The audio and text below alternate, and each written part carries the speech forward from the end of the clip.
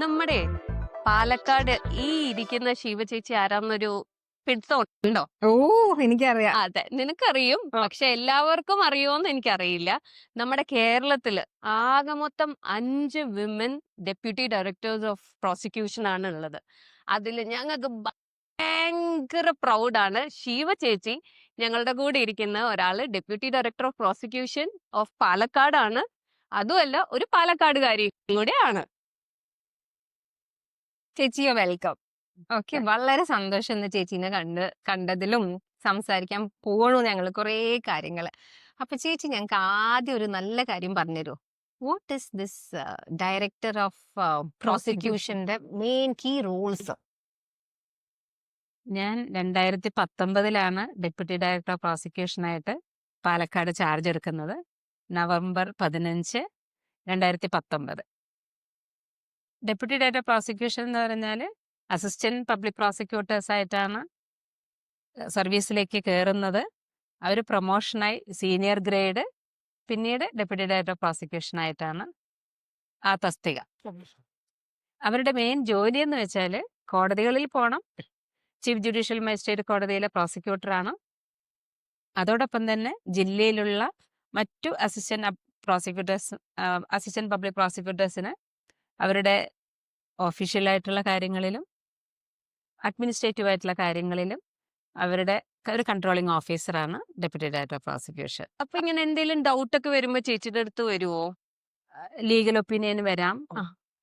അവരുടെ അഡ്മിനിസ്ട്രേറ്റീവ് കാര്യങ്ങൾ, അവർക്കുള്ള ലീവുകൾ, അവർക്കുള്ള പെർമിഷൻസ്, അവരുടെ എല്ലാ തരത്തിലുള്ള കാര്യങ്ങളിലുള്ള പെർമിഷൻസ് അനുവാദം കൊടുക്കുന്ന ഒരു ഓഫീസറാണ്. അതുപോലെ തന്നെ കോടതികളിലെ മറ്റു പോലീസ് സ്റ്റേഷനായിട്ട് ബന്ധപ്പെട്ടിട്ടുള്ള ജില്ലയിലെ മൊത്തം പോലീസ് സ്റ്റേഷനിലുള്ള എന്തെങ്കിലും ഡൗട്ട്സ് ഉണ്ടെങ്കിൽ ലീഗൽ ഒപ്പീനിയനായിട്ട് ഫയൽസ് നമുക്ക് ക്ലിയർ ചെയ്ത് കൊടുക്കാം. അപ്പം അങ്ങനെ എല്ലാം ഉള്ളൊരു നല്ലൊരു ഉത്തരവാദിത്തപ്പെട്ട ജോലി തന്നെയാണ്. പ്രോസിക്യൂഷൻ ജില്ലയിലെ ഹെഡാണ്. അപ്പോൾ അത് നിർവഹിക്കുക എന്നുള്ളതാണ് എൻ്റെ ആത്യന്തികമായിട്ടുള്ള ഒരു ജോലി. അത് ഞാൻ വളരെയധികം ഇഷ്ടത്തോടെ എൻജോയ് ചെയ്യുന്നൊരു ജോലിയും കൂടെയാണ്. ചേച്ചി, അപ്പൊ ഞാൻ ചോദിക്കട്ടെ, ഈ കുഞ്ഞിലെ നമുക്ക് ഇങ്ങനെ ഓരോ സ്വപ്നങ്ങൾ ഉണ്ടാവില്ലേ? എനിക്കൊരു ടീച്ചർ ആവാനായിരുന്നു, പക്ഷെ ടീച്ചറൊന്നും ആയില്ല. എന്നാലും ചേച്ചിക്ക് അതുപോലെ കുഞ്ഞുനാള് തൊട്ടുള്ളൊരു അംബീഷൻ ആയിരുന്നോ ഇതുപോലെ ഈ ജുഡീഷ്യറി സിസ്റ്റത്തിലോട്ട് കയറണം, അല്ലെങ്കിൽ ലോ പെർസ്യൂ ചെയ്യണം? അതോ ഏതെങ്കിലും സിനിമ കണ്ടിട്ട് ഇൻസ്പയർ ആയതാണോ? അതാണ് നമ്മൾക്ക് എപ്പോഴും നമ്മൾ ചെറിയ കുഞ്ഞുങ്ങളോട് ചോദിക്കുക, നിങ്ങൾ വലുതാവുമ്പോൾ ആരാകണം എന്നുള്ളൊരു ചോദ്യം അല്ലേ എല്ലായ്പ്പോഴും ഉണ്ട്. പക്ഷെ ആ ചോദ്യങ്ങൾ ഞാൻ ഫേസ് ചെയ്യുന്നതിനേക്കാൾ മുൻപ്, അല്ലെങ്കിൽ ആ ഒരു ചിന്ത ഒരു കുട്ടിയുടെ മനസ്സിൽ വരുന്നതിന് മുൻപ് തന്നെ എൻ്റെ അച്ഛൻ ഭൂപരിഷ്കരണ നിയമം പ്രാബല്യത്തിൽ കേരളത്തിൽ വന്ന സമയത്ത് ചില ഭൂമി ഇടപാടുകളുമായിട്ട് കോടതിയിൽ പോകേണ്ട ആവശ്യം വരികയും ആ സമയത്ത് കോടതിയിലുള്ള അന്തരീക്ഷം എല്ലാം കണ്ട് ജഡ്ജ്, വക്കീലന്മാര് അതൊക്കെ കണ്ടപ്പോൾ അച്ഛന് തോന്നി കുറുമ്പ് കാട്ടി നടക്കുന്ന എന്നെ പിടിച്ചങ്ങോട്ട് വക്കീലാക്കാമെന്ന് അച്ഛൻ അന്ന് തീരുമാനിച്ചു. അച്ഛൻ്റെ ആ ഒരു ഇഷ്ടത്തോട് തന്നെ എനിക്ക് തോന്നുന്നു ഞാനൊരു 5ാം ക്ലാസ് ഒക്കെ ആകുമ്പോഴാണ് അച്ഛൻ ഈ ഒരു ഇഷ്ടം അതിങ്ങനെ പറയുക. എന്നെ കാണുമ്പോൾ ഇടയ്ക്കിടയ്ക്ക് അതിനെ നീ വക്കീലാവണം എന്നിങ്ങനെ അച്ഛൻ പറയും. അതിനുവേണ്ടി ഇടയ്ക്ക് പറഞ്ഞ് അത് ആ ലക്ഷ്യത്തിൽ എത്തിച്ചു എന്നുള്ളതാണ്. കാരണം 1985 SLC കഴിഞ്ഞത്. 87 ഞാൻ പ്രീ ഡിഗ്രിക്ക് ചേർന്നു. SLCക്ക് എനിക്ക് തോന്നുന്നു സയൻസിന്റെ വിഷയത്തിൽ ഫിസിക്സ്, കെമിസ്ട്രി, ബയോളജിയിൽ എനിക്ക് 148 മാർക്കുണ്ട് 150.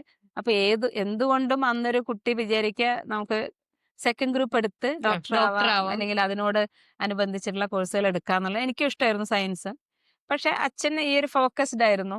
അപ്പൊ അന്ന് വക്കീലൊക്കെ ആവണമെങ്കിൽ 3rd ഗ്രൂപ്പ് എടുക്കണം, അങ്ങനത്തെ ഉള്ള ഒരു കാര്യങ്ങൾ ഉണ്ടായിരുന്നു. ഇന്നത്തെ പോലെ അല്ല. അന്ന് ഫസ്റ്റ് ഗ്രൂപ്പ് എടുത്ത എഞ്ചിനീയർ, സെക്കൻഡ് ഗ്രൂപ്പ് എടുത്ത ഡോക്ടർ, അങ്ങനെയാണ്. അപ്പൊ അതുകൊണ്ട് തന്നെ ഞാൻ മേഴ്സി കോളേജിൽ 3rd ഗ്രൂപ്പ് എടുത്തിട്ടായിരുന്നു പഠിച്ചത്. പിന്നെ അത് കഴിഞ്ഞ് ഉടനെ ഉടുപ്പി ലോ കോളേജിൽ, അന്ന് 5 ഇയർ കോഴ്സ് കേരളത്തിലില്ല. ആ വർഷം അതുവരെ ഇല്ല. അപ്പൊ അന്വേഷിച്ചപ്പോൾ ഉടുപ്പിയിലുണ്ട് 5 ഇയർ കോഴ്സ് എന്ന് പറഞ്ഞ് അച്ഛൻ അന്ന് എന്നെ അവിടെ കൊണ്ട് ചേർത്താണ് ഉണ്ടായത്.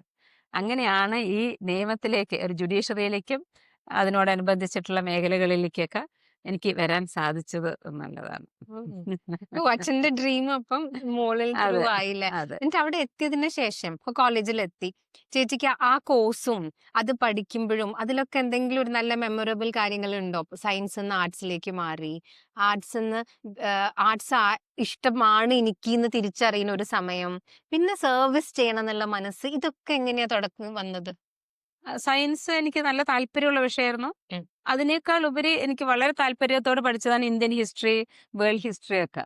വളരെ നമുക്ക് ചരിത്രം അറിയാനും അതും വളരെ ക്യൂരിയോസിറ്റിയോടുകൂടി എന്നും സോഷ്യലിലും സോഷ്യൽ സയൻസിലൊക്കെ ഏകദേശം ഒരു 80-90 മാർക്ക് 100-ല് അങ്ങനെ വാങ്ങിക്കുന്ന ഒരു കുട്ടി എന്നുള്ള നിലയ്ക്കും എനിക്ക് എസ്സേകളൊക്കെ എഴുതാൻ ഭയങ്കര താല്പര്യമായിരുന്നു. നമ്മുടെ പ്രീ ഡിഗ്രിക്കൊക്കെ ഉള്ള എസ്സേ റൈറ്റിംഗ് അതൊക്കെ ഭയങ്കര താല്പര്യമാണ്. വളരെ ഇൻട്രസ്റ്റോടു കൂടി തന്നെ പഠിച്ചത്. പക്ഷെ ഉടുപ്പിയിലെത്തിയപ്പോൾ ഒരു കാര്യം എനിക്ക് മനസ്സിലായി, ഞാൻ ഭയങ്കര ഇൻട്രോവേർട്ട് ആയിരുന്നു. കാരണം ഒന്നാമത് ഭാഷയുടെ പ്രശ്നം. ഞാൻ മലയാളം മീഡിയം പഠിച്ചത്. അപ്പൊ ഭാഷ കൈകാര്യം ചെയ്യുന്നതിനുള്ള ഒരു വിമുഖത എനിക്ക് അന്ന് അനുഭവപ്പെട്ടിരുന്നു. മാത്രമല്ല എന്നെക്കാട്ടി നല്ല സ്മാർട്ടായിട്ടുള്ള എക്സ്ട്രോവേർട്ട് ആയിട്ടുള്ള കുട്ടികൾ അന്ന് അവിടെ ഉണ്ടായിരുന്നു.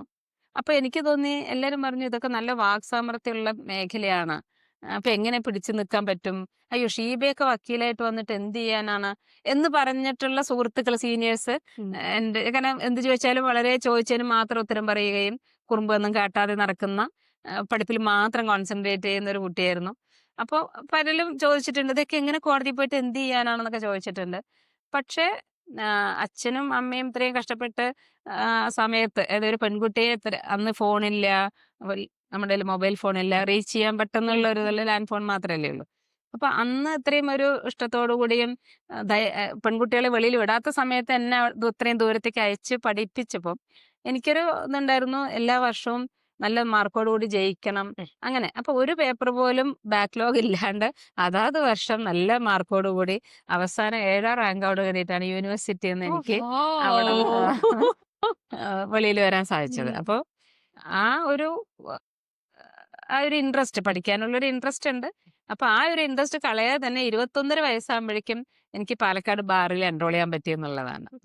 അപ്പോൾ സാധാരണ ഇവിടുന്ന് പ്രീ ഡിഗ്രി ആ സമയത്ത് ഞാൻ ആ പ്രീ ഡിഗ്രി കോഴ്സ് ചെയ്തില്ലായിരുന്നു എങ്കിൽ ഡിഗ്രി കഴിഞ്ഞ് പിന്നെ LLB എടുത്തു വരുമ്പോൾ എങ്ങനെയും ഒരു 23 വയസ്സ് ആവുമായിരുന്നു. എങ്ങനെ കണക്ക് കൂട്ടിയാലും അറ്റ് ദി ലോവസ്റ്റ് 23 വയസ്സാവും. ഞാനൊരു 21.5 വയസ്സിൽ ഞാൻ പാലക്കാട് ബാറിൽ എൻറോൾ ചെയ്യാൻ പറ്റിയെന്നുള്ളതാണ്. അതിന്റെയൊക്കെ ഗുണം തന്നെയാണ് ഞാൻ ഇപ്പൊ അനുഭവിക്കുന്നത്. കാരണം ഡെപ്യൂട്ടി ഡയറക്ടർ ഓഫ് പ്രോസിക്യൂഷൻസ് ആവുമ്പോൾ ഒരു 2 കൊല്ലം 3 കൊല്ലമൊക്കെയാണ് മാക്സിമം എല്ലാ ആൾക്കാരും ആ പോസ്റ്റിലിരിക്കുള്ളൂ. അപ്പൊ എനിക്ക് തോന്നുന്നു ഇപ്പൊ ഞാൻ ഏകദേശം 6 വർഷമായി. എനിക്ക് ഇനിയും കുറച്ച് മാസങ്ങൾ കൂടി ഈ പോസ്റ്റിൽ തന്നെ ഇരിക്കണം. അതായത് ജൂനിയർ ലെവലിൽ തന്നെ ഞാൻ ഈ സർവീസിൽ കയറി. അതിന്റെ ഒരു ഗുണമാണ് ഞാനിപ്പോ എൻജോയ് ചെയ്യണം. അപ്പോൾ എനിക്ക് എല്ലാവരോടും പറയാനുള്ളത്, നമ്മൾ ഫോക്കസ്ഡ് ആവുക. റാൻഡമായിട്ട് ഇങ്ങനെ അലഞ്ഞു തിരിഞ്ഞ് പിന്നെ എന്തെങ്കിലും ഒരു കോഴ്സ് എടുത്ത് ഇങ്ങനെയൊക്കെ പോകുന്നതിനെക്കാട്ടിലും ഒരു ഫോക്കസ്ഡ് ആയി പോയി കഴിഞ്ഞാൽ നമുക്ക് വഴി ക്ലിയർ ആണ്. അതാണ് എനിക്കൊരു ഈ ഒരു എൻ്റെ ഒരു ലൈഫ് കൊണ്ട് ഞാൻ എല്ലാ പല ഫോറത്തിലും പറയാറുണ്ട്, നമ്മളൊരു ഫോക്കസ്ഡ് ആകുമ്പോൾ നമുക്ക് പെട്ടെന്ന് അവിടേക്ക് എത്തിപ്പെടാൻ പറ്റും. അപ്പൊ അതിന്റെ ഗുണങ്ങൾ ഒരുപാടാണ്. എനിക്കൊന്ന് ചേച്ചിക്ക് കുറെ ബ്ലെസ്സിങ്സ്. ഒന്നാമത് അച്ഛനും അമ്മയുടെയും പൂർണ്ണ സപ്പോർട്ട്. ചേച്ചി പറഞ്ഞ പോലെ അന്നത്തെ ഒരു കാലത്ത് വേറെ ഒരു സ്ഥലത്ത് പോയി 5 വർഷം ഒരു പെൺകുട്ടിയെ വിടാന്ന് പറഞ്ഞു. ഇപ്പോഴത്തെ കാലത്തൊക്കെ പിള്ളേര് പോകുന്നുണ്ട്, ഈവൻ എബ്രോഡ് പോയി പഠിക്കുന്നുണ്ട്. പക്ഷെ അന്നത്തെ കാലത്ത് ഇത്രയും സപ്പോർട്ടീവായിട്ട് ഒരു ഫാമിലി പ്ലസ് ചേച്ചി ഫോക്കസ്ഡ്. അപ്പം ആരെന്ത് പറഞ്ഞാലും ഒന്നും മാറ്റാൻ പറ്റില്ല എന്ന് ചേച്ചി ഒരു വലിയ എക്സാമ്പിളാ. ഈ സീനിയേഴ്സ് ഒക്കെ ആയിട്ട് ചേച്ചി ഇപ്പോഴും കോണ്ടാക്റ്റിലുണ്ടോ? എനിക്ക് ഞാൻ പറഞ്ഞില്ലേ നേരത്തെ ഒരു വിമുഖത നല്ലോണം ഉണ്ടായിരുന്നു ആൺകുട്ടികളോട് സംസാരിക്കാനും. കാരണം ആൺകുട്ടികളോടൊക്കെ സംസാരിച്ച് അവരുടെ കൂടെയൊക്കെ വെളിയിൽ പോകുന്ന എന്തോ ഒരു തെറ്റ് എന്നുള്ളൊരു ധാരണയിൽ തന്നെയായിരുന്നു എൻ്റെ ഒരു മനസ്ഥിതി. അതുകൊണ്ട് ഞാൻ ആ ഒരു ഭാഗങ്ങളൊന്നും ചിന്തിക്കുകയെ ഒന്നും ഞാൻ ചെയ്യാറില്ല. പോകുന്ന തന്നെ കൊച്ചു പെൺകുട്ടികളോട് മൂകാംബിയിലാണ്, കൊല്ലൂർ, അവിടെ നിന്ന് 1 മണിക്കൂർ ജേർണികൾ. അപ്പോൾ എല്ലാ ഇപ്പോൾ സെക്കൻഡ് സാറ്റർഡേ സൺഡേ അങ്ങനെയൊക്കെ യാത്രകളൊക്കെ പോകാറുണ്ട്. അപ്പോൾ അതുകൊണ്ട് തന്നെ അങ്ങനത്തെ ഒരു ഫ്രണ്ട്ഷിപ്പ് ഒന്നും ഞാൻ മെയിൻറ്റെയിൻ ചെയ്തിട്ടും ഇല്ലായിരുന്നു. അതൊന്നും കീപ്പ് ചെയ്യാനുള്ള ഞാൻ ശ്രമം ഒന്നും നടത്തിയിട്ടുണ്ടായിരുന്നില്ല. പക്ഷേ ഇപ്പോൾ ഈ വാട്സപ്പ് കൂട്ടായ്മകളൊക്കെ ഒരുപാട് വന്നപ്പോൾ എനിക്ക് തോന്നുന്നു, ഇപ്പോൾ deputy director of prosecution Udupi law college എന്നാണെന്നൊക്കെ പറയുമ്പോൾ നല്ലൊരു സക്സസ്ഫുൾ കരിയർ ആയിട്ടുള്ള കുറച്ച് പേരുണ്ട്.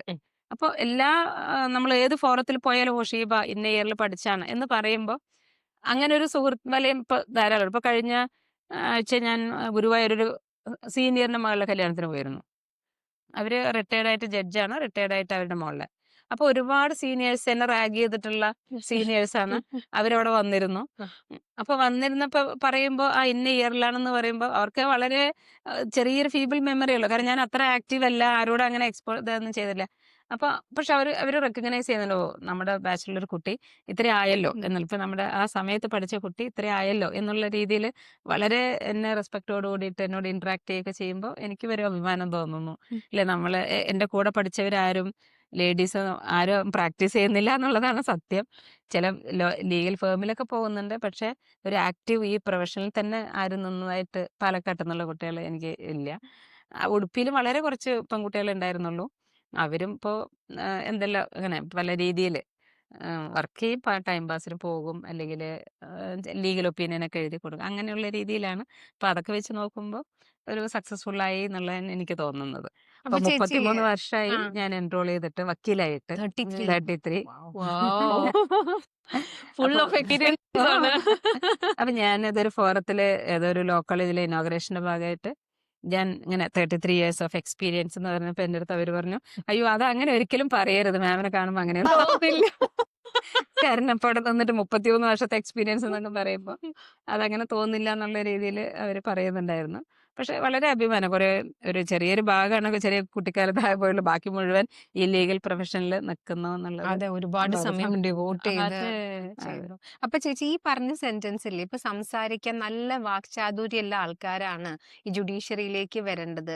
അതിപ്പം അല്ലാന്ന് തിരുത്തിയ പോലത്തെ ഒരാളാ ചേച്ചി. ചേച്ചിക്ക് എന്താ തോന്നുന്നത്, വാക്ചാതുര്യം ജുഡീഷ്യറിയും അതാണോ ഇമ്പോർട്ടന്റ്, അല്ലെങ്കിൽ ചേച്ചി പറഞ്ഞ പോലെ ഒരുപാട് റീഡിങ് അനലൈസിങ്, ഏതാണ് മോസ്റ്റ് വാണ്ടഡ് സ്കിൽ?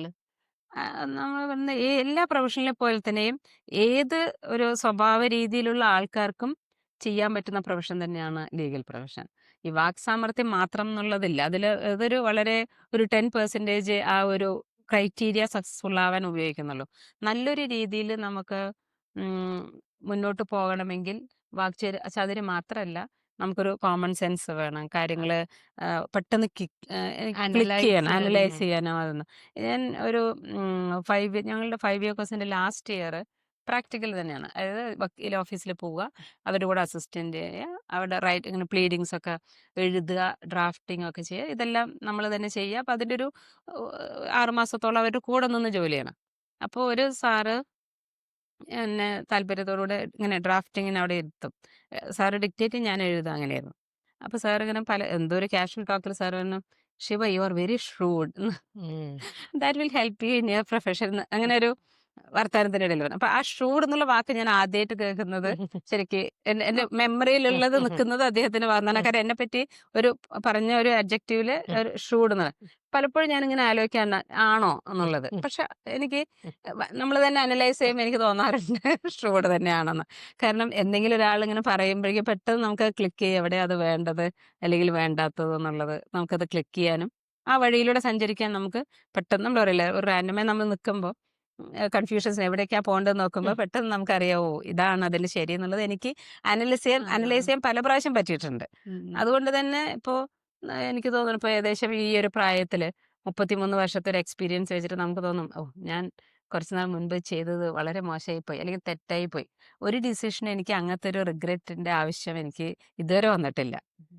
അപ്പൊ ചിലർ പറയല്ലേ, നിങ്ങളൊരു തിരിച്ചൊരു യാത്ര, നിങ്ങൾ എന്താണ് കറക്റ്റ് ചെയ്യുക നിങ്ങളുടെ ലൈഫിൽ എന്ന് ചോദിച്ചാൽ എനിക്കൊന്നും കറക്റ്റ് ചെയ്യാനില്ല. അതുകൊണ്ടാണല്ലോ ഇവിടെ വരെ എത്തിയത്. എനിക്കല്ലേ സക്സസ്ഫുൾ, വളരെ ഹാപ്പി. ഇപ്പൊ ഈ മൊമെന്റ് അടക്കം ഞാൻ വളരെ ഹാപ്പി മൊമെന്റ് ആണ്. അപ്പൊ ഇന്നലെ എന്ത് ചെയ്തു, ഇന്നലെ ഞാൻ വളരെ ഫ്രൂട്ട്ഫുൾ ആയിട്ടാണ് എന്റെ ദിവസം ഉപയോഗിച്ചത്. അങ്ങനെ കഴിഞ്ഞ ആഴ്ച എന്താണ്, നിങ്ങൾ എന്തെങ്കിലും തെറ്റുകൾ ചെയ്തോ? ഇല്ല, വളരെ ഫ്രൂട്ട്ഫുൾ ആയിട്ട് എന്റെ ജോലികൾ വളരെ കൃത്യമായിട്ട് ചെയ്തു പോകുന്നു എന്നുള്ളത് തന്നെയാണ് അതൊരു വിജയമായിട്ട് തന്നെയാണ് ഞാൻ കണക്കാക്കുന്നത്. പിന്നെ ദൈവാനുഗ്രഹം, നമ്മൾക്ക് എല്ലാത്തിനും വേണ്ടത് അതാണ്. അപ്പൊ അത് നമ്മളെ മുന്നോട്ട് നയിക്കും. അപ്പൊ ദിവസവും നമ്മൾ ഞാൻ ആകെ എനിക്ക് നല്ലത് വരണം, എന്റെ മക്കൾ നന്നാവണം, അതിനേക്കാൾ ഉപരി എന്നെ കൊണ്ട് നല്ലത് ചെയ്യിപ്പിക്കാൻ തോന്നാൻ. നമുക്കറിയാലോ, ഒരു ഡിസിഷൻ എടുക്കുമ്പോൾ അത് ഏതാണ് അല്ലെ കറക്റ്റ് അല്ലെങ്കിൽ ശരിയല്ല, അല്ലെങ്കിൽ ശരി തെറ്റ്, അതിൽ പെട്ടെന്ന് നമ്മളെ കൊണ്ട് ചെയ്യിപ്പിക്കുന്നതാണ് ദൈവത്തിന്റെ കൈ എന്ന് പറയുന്നത്, അല്ലെ, ദൈവത്തിന്റെ അനുഗ്രഹം എന്ന് പറയുന്നത്. അപ്പൊ ഞാൻ എപ്പോഴും അതിലാണ് വിശ്വസിക്കുന്നത്. നമ്മളെ കൊണ്ട് തോന്നിപ്പിക്കുക, നമ്മൾ ചില കാര്യങ്ങൾ ചെയ്യണ്ടെന്ന് പറയുമ്പോൾ നമ്മളെ കൊണ്ട് തോന്നിപ്പിക്കുക, അതാണ്. അതിനുവേണ്ടി മാത്രമേ ഞാൻ പ്രാർത്ഥിക്കാറുള്ളൂ. കാരണം പല ആൾക്കാരായിട്ട് നമ്മൾ ഇന്ററാക്ട് ചെയ്യേണ്ടതാണ്. ഇപ്പൊ ഈവൻ ഞാൻ MSc സൈക്കോളജി പഠിക്കുന്നത് തന്നെ പഠിക്കാൻ ഒരു കാരണമായത് രാവിലെ ഒരുപാട് ക്ലയൻസ് നമ്മുടെ മുന്നിൽ വരും. ഫാമിലി ഇഷ്യൂസ് ആയിരിക്കും, പല ഇഷ്യൂ. അപ്പൊ നമ്മളിങ്ങനെ അവരെ ഉപദേശമാണ് അല്ലേ, അത് ചെയ്താൽ മതി, ഇത് ചെയ്താൽ മതി, ഇങ്ങനെ ചെയ്താൽ. അപ്പൊ ഞാനിങ്ങനെ ആലോചിച്ചത് ഈ പറയുന്നതൊക്കെ ശരി തന്നെയാണോ? കാരണം നമ്മളുടെ ജീവിത സാഹചര്യവും നമ്മൾ അനുഭവിച്ചു വന്നിട്ടുള്ള ചുറ്റുപാടുമാണ് നമ്മളുടെ ചിന്താഗതി. അതെ.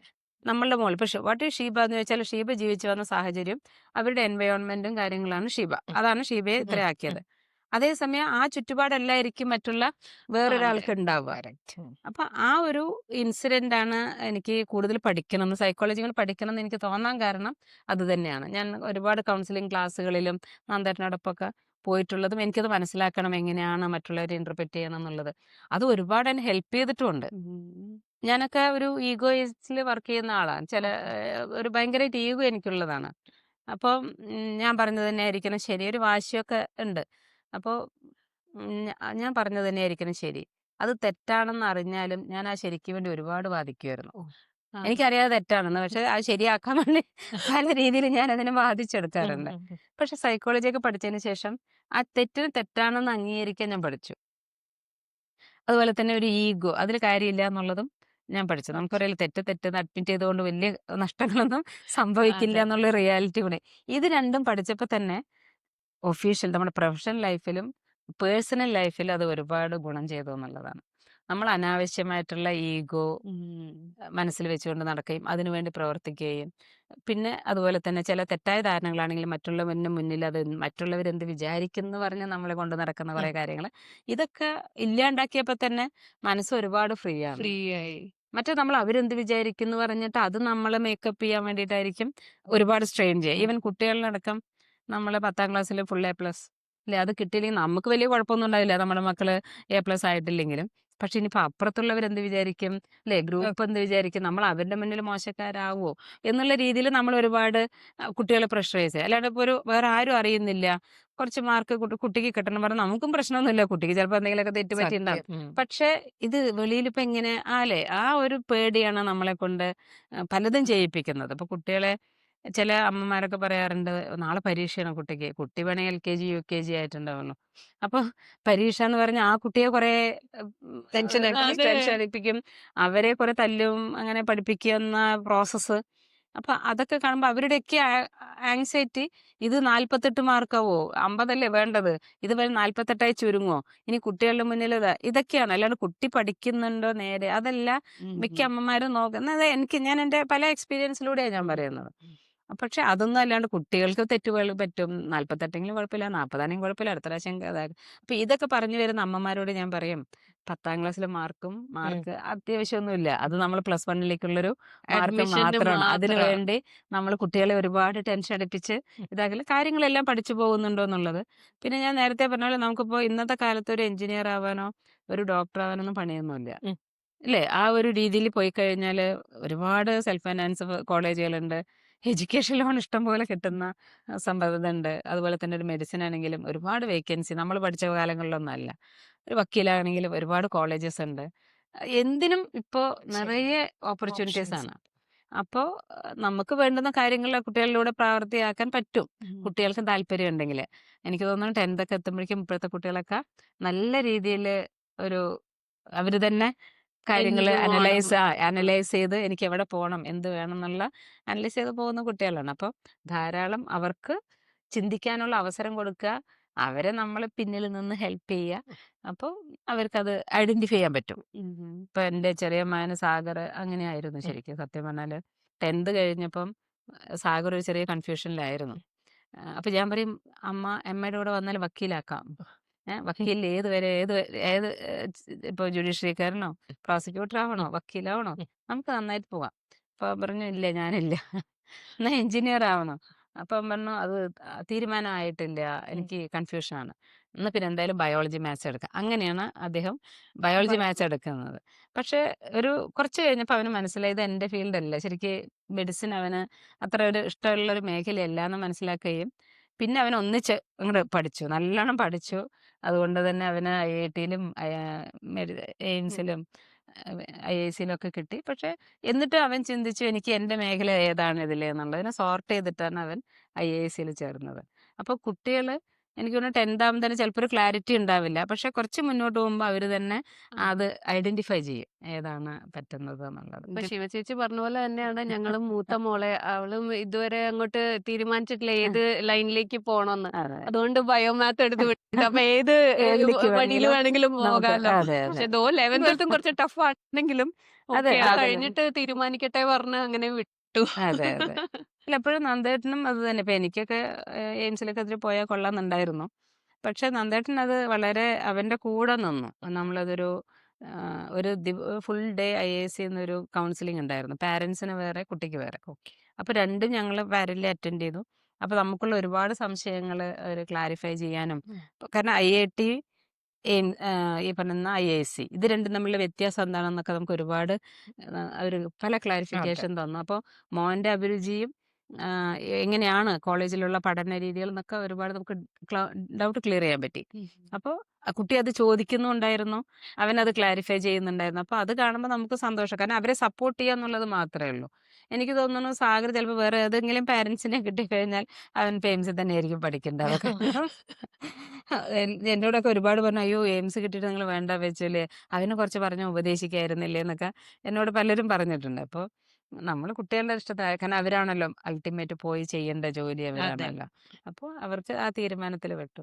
അപ്പോൾ എന്നോട് ചോദിക്കും, അന്ന് പാരൻസ് നിന്നെ LLB പഠിച്ചില്ലെങ്കിൽ നീ എങ്ങനെ വക്കീലാവും, അല്ലെങ്കിൽ വേറെ ഏത് പ്രമേയം. പക്ഷെ എനിക്കറിയാം ഞാൻ ഏത് മേഖലയിൽ പോയാലും ഞാൻ സക്സസ് ആകും. അതാണ് ഞാൻ വേണ്ടത്. എപ്പോഴും പറയില്ലേ, ഇപ്പോഴും ഞാൻ എല്ലാവരും പറയുന്നത്, ഇപ്പൊ ബാർബർ ആണെങ്കിൽ നന്നായിട്ട് മുടി വെട്ടു അല്ലേ, ഒരു കൺസിസ്റ്റന്റ് ആയി രാവിലെ വന്ന് 10 മണിക്ക് ഓഫീസ് അവരുടെ റൂം തുറന്ന് വളരെ പങ്ക്ച്വലായിട്ട് കൃത്യമായിട്ട് പോകുന്ന ആൾക്ക് നിറയെ മുടി വെട്ടാൻ കസ്റ്റമേഴ്സ് ആൾക്കാര് വരും. വേണം. നന്നായി സ്റ്റിച്ചിങ് നന്നായി ചെയ്തു കൊടുക്കും. നന്നായി സ്റ്റിച്ചിങ് പറഞ്ഞപ്പോൾ നന്നായി ആ ക്വാളിറ്റി വൈസ് ഇല്ലെങ്കിലും നമുക്ക് പങ്ക്ച്വലായിട്ട് പറഞ്ഞ ഡേറ്റിന് കൊടുക്കുക അല്ലേ, പറഞ്ഞ സമയത്ത് വരിക, ആ കസ്റ്റമേഴ്സിനെ കീപ്പ് ചെയ്യാനുള്ളൊരു ഇതുണ്ടെങ്കിൽ നമുക്ക് നന്നായിട്ട് വേണം. അതുപോലെ തന്നെ ടീച്ചർമാർ അല്ലേ, വളരെ കുട്ടികളോട് നല്ല രീതിയിൽ പെരുമാറി ആ എല്ലാം ഒരു ഡെക്കോറം മെയിൻറ്റെയിൻ ചെയ്താൽ തന്നെ നല്ലൊരു ടീച്ചറാവാം. അതിൽ ചിലപ്പോൾ ക്വാളിറ്റി വൈസ് ചിലപ്പോൾ നമുക്ക് അത്ര എക്സ്പെക്ട് ചെയ്യാൻ പറ്റില്ലെങ്കിൽ ചിലർക്ക് ഒരു ലിമിറ്റ് ഉണ്ടാവുമല്ലോ, ചിലർക്ക് ഉണ്ടാവും, ചിലർ നന്നായിട്ട് എക്സൽ ചെയ്യും. പക്ഷേ ഒരു നല്ല ടീച്ചറിന് ഒരു അഭിപ്രായം കിട്ടാൻ വേറെ കുറേ പാരാമീറ്റേഴ്സും മതി. പഠിപ്പിക്കണം, മറ്റുള്ള എല്ലാം കൂടി ആകുമ്പോൾ അതൊരു നല്ലൊരു ടീച്ചർ എന്നുള്ള ഒരു രീതിക്ക് വരും. അതുപോലെ തന്നെ വക്കീൽ നേരത്തെ പറഞ്ഞല്ലോ വാക്സാമർത്ഥ്യം എന്ന്. നല്ല വാക്സാമർത്ഥ്യമുണ്ട്, എല്ലാ തരികിടകളും അറിയാം. പക്ഷേ ഈ പറയുന്ന ഒരു കൺസിസ്റ്റൻസിയോ അല്ലെങ്കിൽ അവരുടെ ജോബിനോടുള്ളൊരു ഒരു ജോബ് റിക്വയർമെന്റ്സ് ഉള്ള കാര്യങ്ങൾ, ഒരു കൺസിസ്റ്റൻസി മെയിനായിട്ട്. ദിവസം രാവിലെ ഓഫീസ് തുറന്ന് കൃത്യമായിട്ട് കോടതിയിൽ പോവുക, ആൾക്കാരെ വിളിച്ച് കോണ്ടാക്ട് ചെയ്യുക, വിളിക്കുമ്പോൾ അവൈലബിൾ ആവുക, കക്ഷി പോകുന്ന സമയത്ത് അവിടെ ഉണ്ടാവുക, ഇങ്ങനത്തെയൊക്കെ ഉണ്ടെങ്കിൽ തന്നെ ഒരു 99% നമുക്ക് ഒരു വിജയം ഏത് മേഖലയിലാണെങ്കിലും. ഇപ്പം പാത്രങ്ങൾ ഒരു വീട്ടു ജോലിക്ക് ഒരു ചേച്ചി വരികയാണെങ്കിൽ കൃത്യമായിട്ട് വരിക, ചെയ്യുന്ന പണി നല്ല വൃത്തിയായിട്ട് ചെയ്യുക, അവർക്ക് ആൾക്കാരുണ്ടാവും അല്ലേ, വിളിക്കാനും അവരെ അന്വേഷിച്ച ആൾക്കാർ വരും. അവർക്ക് ഒരു ദിവസവും പണിയില്ല എന്നുള്ള രീതിയിൽ ഇരിക്കേണ്ടി വരില്ല.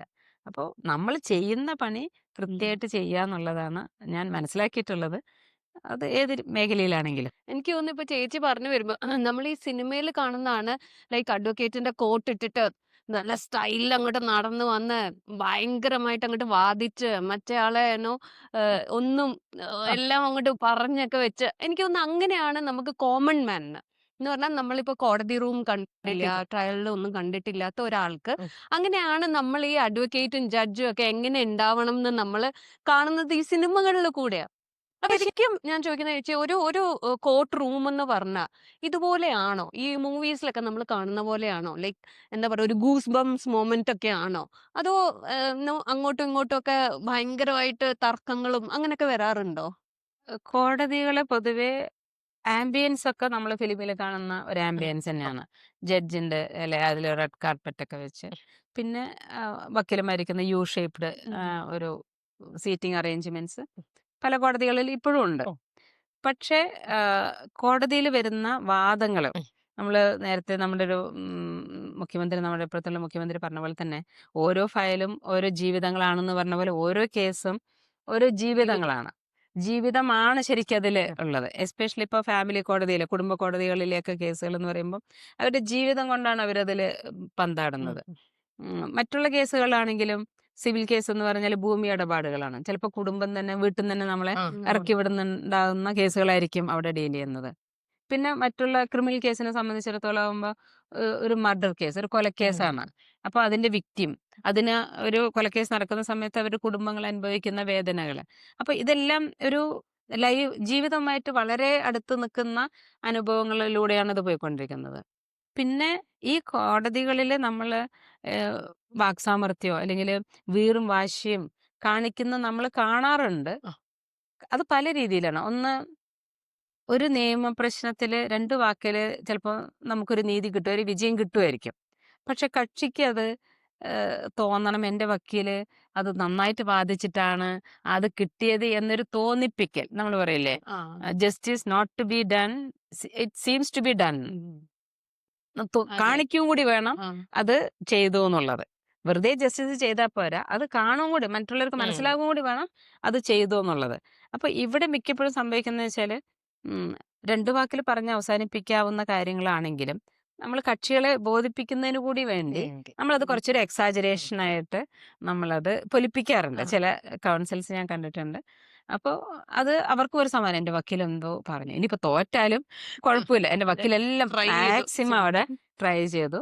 പിന്നെ നിയമത്തിന്റെ അതാണെന്നുള്ളത്. അതുപോലെ തന്നെ വാക്കുകൾ ഒരുപാട് ഉപയോഗിച്ചത് കൊണ്ടോ, അല്ലെങ്കിൽ നല്ല കേസാണെങ്കിൽ ജയിക്കും, അതിന് നമ്മൾ വാക്കുകൾ ഇങ്ങനെ മറ്റു രീതിയിൽ ഇന്റർപ്രറ്റ് ചെയ്തിട്ടോ, അല്ലെങ്കിൽ വളരെ എല്ലാവരെയും നമ്മൾ പറയുന്നില്ല ഗൂസ് ബംസ് ഒക്കെ വരുന്ന രീതിയിലൊന്നും വരുത്തണം എന്നില്ല. നമ്മൾ നിയമം പറഞ്ഞു കഴിഞ്ഞാൽ സുഖമായിട്ട് അത് നിയമം നടപ്പിലാകും എന്നുള്ളതാണ്. അല്ലാത്തതാണെങ്കിൽ നമ്മൾ എത്ര ബഹളം വെച്ചിട്ടും അവിടെ കാര്യമില്ല എന്നുള്ളത്.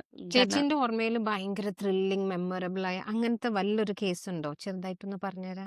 വളരെ റീസൺ ഞാൻ എപ്പോഴും ഒരു കേസും വളരെ അതിശയോക്തിയോട് കൂടിയിട്ടാണ് അത് ഞാൻ ഹാൻഡിൽ ചെയ്യുന്നത്. കാരണം നമ്മൾ പറയില്ലേ, ഒരു മനുഷ്യൻ ഒരു ജീവിച്ചിങ്ങനെ പോകുന്ന സമയത്ത് അതിനിടയിൽ എന്തെല്ലാമാണ് സംഭവിക്കാന്നുള്ളത്. അപ്പോൾ ഒരു ദിവസം എനിക്ക് തോന്നുന്നു ഏകദേശം ഒരു 20 ജീവിതാനുഭവം ക്ലോസ്ലി ഞാൻ വാച്ച് ചെയ്യാറുണ്ട്, കിട്ടാറുണ്ട്. ഇപ്പോൾ ഒരു ഇൻസിഡന്റ് പറയുകയാണെങ്കിൽ ഞാൻ എൻ്റെ കുടുംബത്തോടൊക്കെ ഞാൻ ഷെയർ ചെയ്തിട്ടുള്ളതാണ്. താരേക്കാട്ടുന്ന ഒരു കാറ് മെയിൻ റോഡിലേക്ക് കയറാൻ വേണ്ടിയിട്ട് മെല്ലെ ഇങ്ങനെ ആദ്യത്തെ ബ്രേക്ക് ഇട്ടു, പിന്നെ ഒന്ന് മെല്ലെ സ്റ്റാർട്ടായി, പിന്നെ ഒന്ന് ബ്രേക്ക് ഇട്ട്, അങ്ങനെ ഒന്ന് ബ്രേക്ക് ഇട്ട് ഒന്നും ഇങ്ങോട്ട് ഫ്രണ്ടിലേക്ക് പോയി. ഈ ഫ്രണ്ടിലേക്ക് പോകുന്ന സമയത്ത് ഒരു ബൈക്ക് ഇവിടെ നിന്ന് വരുന്നുണ്ടായിരുന്നു. ഈ അധികം അങ്ങോട്ട് തട്ടിയത് ഇയാളിനെ തട്ടി. ഈ തട്ടിയതിൽ ഭാര്യയും ഭർത്താവായിരുന്നു. അവർ 2 പേരും വീണപ്പോൾ ഒരു ബസ് വന്ന് 2 പേരിലും കൂടെ കയറി. നമുക്ക് ഈ ഇൻസിഡന്റിന്റെ ഒന്ന് ആലോചിച്ച് നോക്കുക നമ്മൾ, അല്ലെ, ഒരു നിമിഷത്തെ ഒരിതാണ്. ഇതിലിപ്പോ നമ്മൾ കാറുകാരനെയാണ് പ്രതിയാക്കി വെച്ചിട്ടുള്ളത്. പക്ഷെ കാറുകാരനാണോ ബസ്സുകാരനാണോ ചോദിച്ചാൽ ഇതില് നമ്മൾ ആരെയാണ് നമ്മളിതില് പ്രതിയാക്കിയിട്ട് നിർത്തുക, അല്ലെ? കാറുകാരൻ വളരെ ശ്രദ്ധിച്ചിട്ട് ഈ റോഡിലേക്ക് കയറാൻ പതുക്കി ഇങ്ങനെ വന്നാൽ ഒരു തട്ടൽ വന്നപ്പോഴേക്കും അവിടെ നിന്നൊരു സ്കൂട്ടർ വന്നു. സ്കൂട്ടറിൽ എങ്ങനെ ഇടിച്ചു, രണ്ടും ഭാര്യയും ഭർത്താവ് അങ്ങനെ വന്നു, ബസ് വന്നു. അപ്പൊ ഞാൻ ചോദിച്ചു, ഒരാളിത് കണ്ടു, ഒരു ICICI ബാങ്കിലെ മാനേജർ, ഈ ഒരു ചെറുപ്പക്കാരനാണ്, അവനിത് കണ്ടുകൊണ്ട് നിൽക്കുക. അപ്പൊ ഇത് കണ്ടപ്പോ അവനാണിത് ഇൻസിഡന്റ്. അപ്പൊ അവൻ സാക്ഷിയാണ്, അപ്പൊ വിസ്തരിക്കണം, ഞാൻ പഠിപ്പിച്ചു കൊടുക്കാം. അപ്പോൾ അവൻ പറയാം, ഞാൻ ചോദിച്ചു ഇതിങ്ങനെ കണ്ടപ്പോൾ ശരിക്ക് ബസ് ഒന്ന് ഇത്തിരി നിർത്തിയിരുന്നെങ്കിൽ അത് സേവ് ചെയ്യായിരുന്നില്ലേ? അപ്പൊ അവൻ പറഞ്ഞു, അല്ല, അത് സേവ് ചെയ്യാൻ പറ്റില്ല, അത്രയും എത്തി ബസ്, അയാൾ പിടിച്ച് നിർത്തി, പക്ഷെ ബൈ ദ ടൈം അവർ 2 പേരും അതിൽ പെട്ടു. അപ്പൊ അവൻ പറഞ്ഞു, അത് കണ്ടിട്ട് ഞാൻ തലകറങ്ങി വേണമെന്ന് പറഞ്ഞു. അപ്പൊ ഞാൻ പിന്നീട് എന്ത് ചെയ്തു, ആശുപത്രി കൊണ്ടുപോയെന്ന് വെച്ചാൽ എനിക്കത് കണ്ടുകൊണ്ടുകൂടി ഞാൻ ബോധം കിട്ടണം. അപ്പൊ ഈ ഒരു ഇൻസിഡന്റ് ഒക്കെ എങ്ങനെയാ സംഭവിക്കുന്നതെന്ന് ചോദിച്ചു കഴിഞ്ഞാൽ നമുക്ക്, അല്ലെ, അതൊക്കെ ഒരു സംഭവിച്ചു പോവാണ്. അപ്പൊ അതുപോലെ തന്നെ ഇതൊക്കെ ഒരു ദൈവത്തിന്റെ ഒരു കളി എന്ന് പറയാം, ഈ ഒരു ഇൻസിഡന്റിനെയൊക്കെ. അതുപോലെ ഒരു നമ്മളെല്ലാരും കേട്ടിട്ടുണ്ടാവും, ഈ വിക്ടോറിയ കോളേജിന്റെ ഫ്രണ്ടില് ഒരു കുട്ടി, വർഷ എന്ന് പറഞ്ഞിട്ടുള്ളൊരു കുട്ടി, ഫോട്ടോസ്റ്റാറ്റ് എടുത്തിട്ട് ആ കുട്ടിയും ഒരു പയ്യനും കൂടി നടന്ന് ഇങ്ങോട്ട് ക്രോസ് ചെയ്യാണ്. അപ്പോൾ ഒരു ഒറ്റ റോഡിൽ, അന്ന് ഡിവൈഡർ വെച്ചിട്ടില്ല വിക്ടോറിയ കോളേജിന്റെ ഫ്രണ്ടിൽ. ഈ കുട്ടി ഫോട്ടോസ്റ്റാറ്റ് എടുത്തിട്ട് ഇങ്ങനെ റോഡ് ഇങ്ങനെ കയറിയതും ഒരു ഓട്ടോ വന്നു. ഓട്ടോ വരുന്ന കണ്ടപ്പം ആൺകുട്ടി ബാക്കിലേക്ക് നിന്നു, പെൺകുട്ടി ഇപ്പുറത്തേക്ക് വന്നു. അപ്പോൾ റോഡിന് ഇപ്പൊ 2 പേരും 2 സൈഡായി നടുവിൽ നിൽക്കുകയാണ്. അപ്പോൾ ഓട്ടോ പെട്ടെന്ന് ഈ ആൺകുട്ടിയെ രക്ഷിക്കുന്നതിൽ വെട്ടിച്ചതും ഈ പെൺകുട്ടിയുടെ ദേഹത്തായിട്ട് ഈ പെൺകുട്ടി വീണു. അപ്പോൾ ഈ ഭാഗത്തുനിന്ന് വരുന്ന ഒരു KSRTC ബസ് ഈ കുട്ടിയുടെ മേലെ കയറി കുട്ടി മരണപ്പെടുകയാണ്. അപ്പൊ ഇതിൽ നമ്മൾ ഓട്ടോറിക്ഷക്കാരുടെ അടുത്ത് നമ്മൾ എന്താ പറയുക, അയാൾ ഈ കുട്ടിയെ രക്ഷിക്കാൻ വേണ്ടി ഒന്ന് ആക്കിയതും ഈ കുട്ടിയെ വീണു, അങ്ങനെ കാലെന്തോ മടങ്ങി അവിടെ വീണു. അപ്പൊ തന്നെ ആ KSRTC ബസ്. അപ്പൊ 2 പേർക്കെതിരെ കേസ് ഉണ്ടായിരുന്നു, ട്രയൽ നടന്നുകൊണ്ടിരിക്കുന്നുണ്ട്. അപ്പൊ ഇതൊക്കെ നമ്മൾക്ക് ഒഴിച്ചുകൂടാൻ പറ്റും. അപ്പൊ ഇത് നമ്മൾ വായിച്ചു വരുമ്പോൾ നമ്മളെ ഇങ്ങനെ ഇരുന്നു പോകും. ഇതെങ്ങനെ നമുക്ക് പിന്നെ അന്നോ അവരോട് പറയാനോ ഒന്നും ചിലപ്പോൾ നമുക്ക് നമ്മുടെ ശബ്ദം പോലും ചിലപ്പോൾ ഉയരില്ല. അങ്ങനത്തെ ഇൻസിഡന്റ് ഉണ്ട്. പിന്നെ ചിലത് നമ്മളുടെ ചില നമ്മൾ പോലെ സൊസൈറ്റി നമ്മളെ പച്ചവെള്ളത്തിന് പോലും വിശ്വസിക്കാൻ പറ്റില്ല എന്നൊക്കെ പറയും. പക്ഷെ ചിലർക്ക് ഭയങ്കര വിശ്വാസമാണ് അല്ലെ, എല്ലാവരെയും കുറച്ച് സ്നേഹത്തിൽ കൂടെ നിന്ന് കഴിഞ്ഞാൽ ഭയങ്കര വിശ്വാസം വരും. പക്ഷെ ആൾക്കാർ ഇന്നത്തെ കാലത്തൊക്കെ പണ്ടും ഉണ്ടാവുമായിരിക്കാം, പക്ഷെ നമ്മളിപ്പോൾ കൂടുതലായിട്ടും ഈ മണി മാറ്റേഴ്സിൽ ഇടപെടുന്നത് കാരണം നമുക്കറിയാം ആൾക്കാർ ഈസി ആയിട്ട് മണി ഉണ്ടാക്കാന്നുള്ളതായിരിക്കാം അല്ലെ. ചിലപ്പോൾ മ്യൂച്വൽ ഫണ്ട്സിൽ അവർ നിക്ഷേപിക്കും, പല രീതിയിലും അവർ. അപ്പം ഒരാളുടെ ഒരു അനുഭവം പറയുകയാണെങ്കിൽ ഗൾഫിൽ ടൈലറായിരുന്നു. കുറേ വർഷത്തോളം അവിടെ ജോലി ചെയ്തു. നാട്ടിൽ വന്നു. അപ്പോൾ ഒരാൾ വന്നിട്ട് പറയണ നമുക്ക് മ്യൂച്വൽ ഫണ്ട്സിൽ ഇതുപോലെ ഇടാം, എത്രയോ 15% പലിശ തരാമെന്ന് പറഞ്ഞു. അപ്പോൾ അദ്ദേഹം പറഞ്ഞു ശരി ഓക്കെ ഞാൻ കൊണ്ടുവന്നു. അയാളുടെ ബാങ്കിൽ എല്ലാം വിഡ്രോ ചെയ്തു. അപ്പോൾ ഈ വാങ്ങിക്കുന്നവർ 4 പേര് ചേർന്നിട്ടാണ്. അപ്പോൾ അവർ പറഞ്ഞു പൈസയായിട്ട് മതി, ഞങ്ങൾക്ക് ഓൺലൈൻ ട്രാൻസ്ഫർ അങ്ങനെയൊന്നും വേണ്ട, പൈസയായിട്ട് വേണമെന്ന് പറഞ്ഞു. അപ്പോൾ പൈസ ഓക്കെ, ഭാര്യ എന്തോ റിട്ടയർ ചെയ്തിട്ടിരിക്കണ്ടേ, അപ്പോൾ കുറച്ചും കൂടെ വേണം, അങ്ങനെ കുറച്ചും കൂടെ വേണം എന്ന് പറഞ്ഞ് 30 ലക്ഷത്തോളം ആക്കി. ഈ 30 ലക്ഷം ആകാൻ ഭാര്യയുടെ എടുത്തു, ഇയാളുടെ എടുത്തു, അത്യാവശ്യം സ്വർണങ്ങളൊക്കെ അവർ പണയം വെച്ച് അങ്ങനെ 30 ലക്ഷം ആക്കിയിട്ട് അപ്പോൾ ഒരു ടേബിളിൽ വെച്ച് കവറുകളിൽ ഇട്ടിട്ടാണ് അവർക്ക് അത് എല്ലാം കൊണ്ടുപോയെല്ലാം. അപ്പോൾ ആ 30 ലക്ഷം പോയി, അതങ്ങനെ ട്രേഡിൽ പോയി, പിന്നൊന്നും കിട്ടിയില്ല എന്ന് പറഞ്ഞിട്ട് പിന്നെ അഡ്രസ്സും ഇല്ല, പൈസ ഇല്ലാണ്ട് പോവുകയാണ്. അപ്പോൾ ആ അച്ഛൻ വളരെ വിഷമിച്ചിട്ട്, ഞാൻ ഈ കേസ് ഫയലൊക്കെ നമ്മൾ വായിച്ചു കൊടുക്കുമ്പോൾ നമുക്കിങ്ങനെ ആകെ വിഷമം തോന്നും. 30 ലക്ഷം, അതും 2013 മുഴുവനാണ്. ഇപ്പൊ 2013 വർഷത്തിലൊക്കെയാണ്. അപ്പോൾ അന്നത്തെ 30 ലക്ഷം പറയുമ്പോൾ കോടികളുടെ ഒരു വിലയാണ്.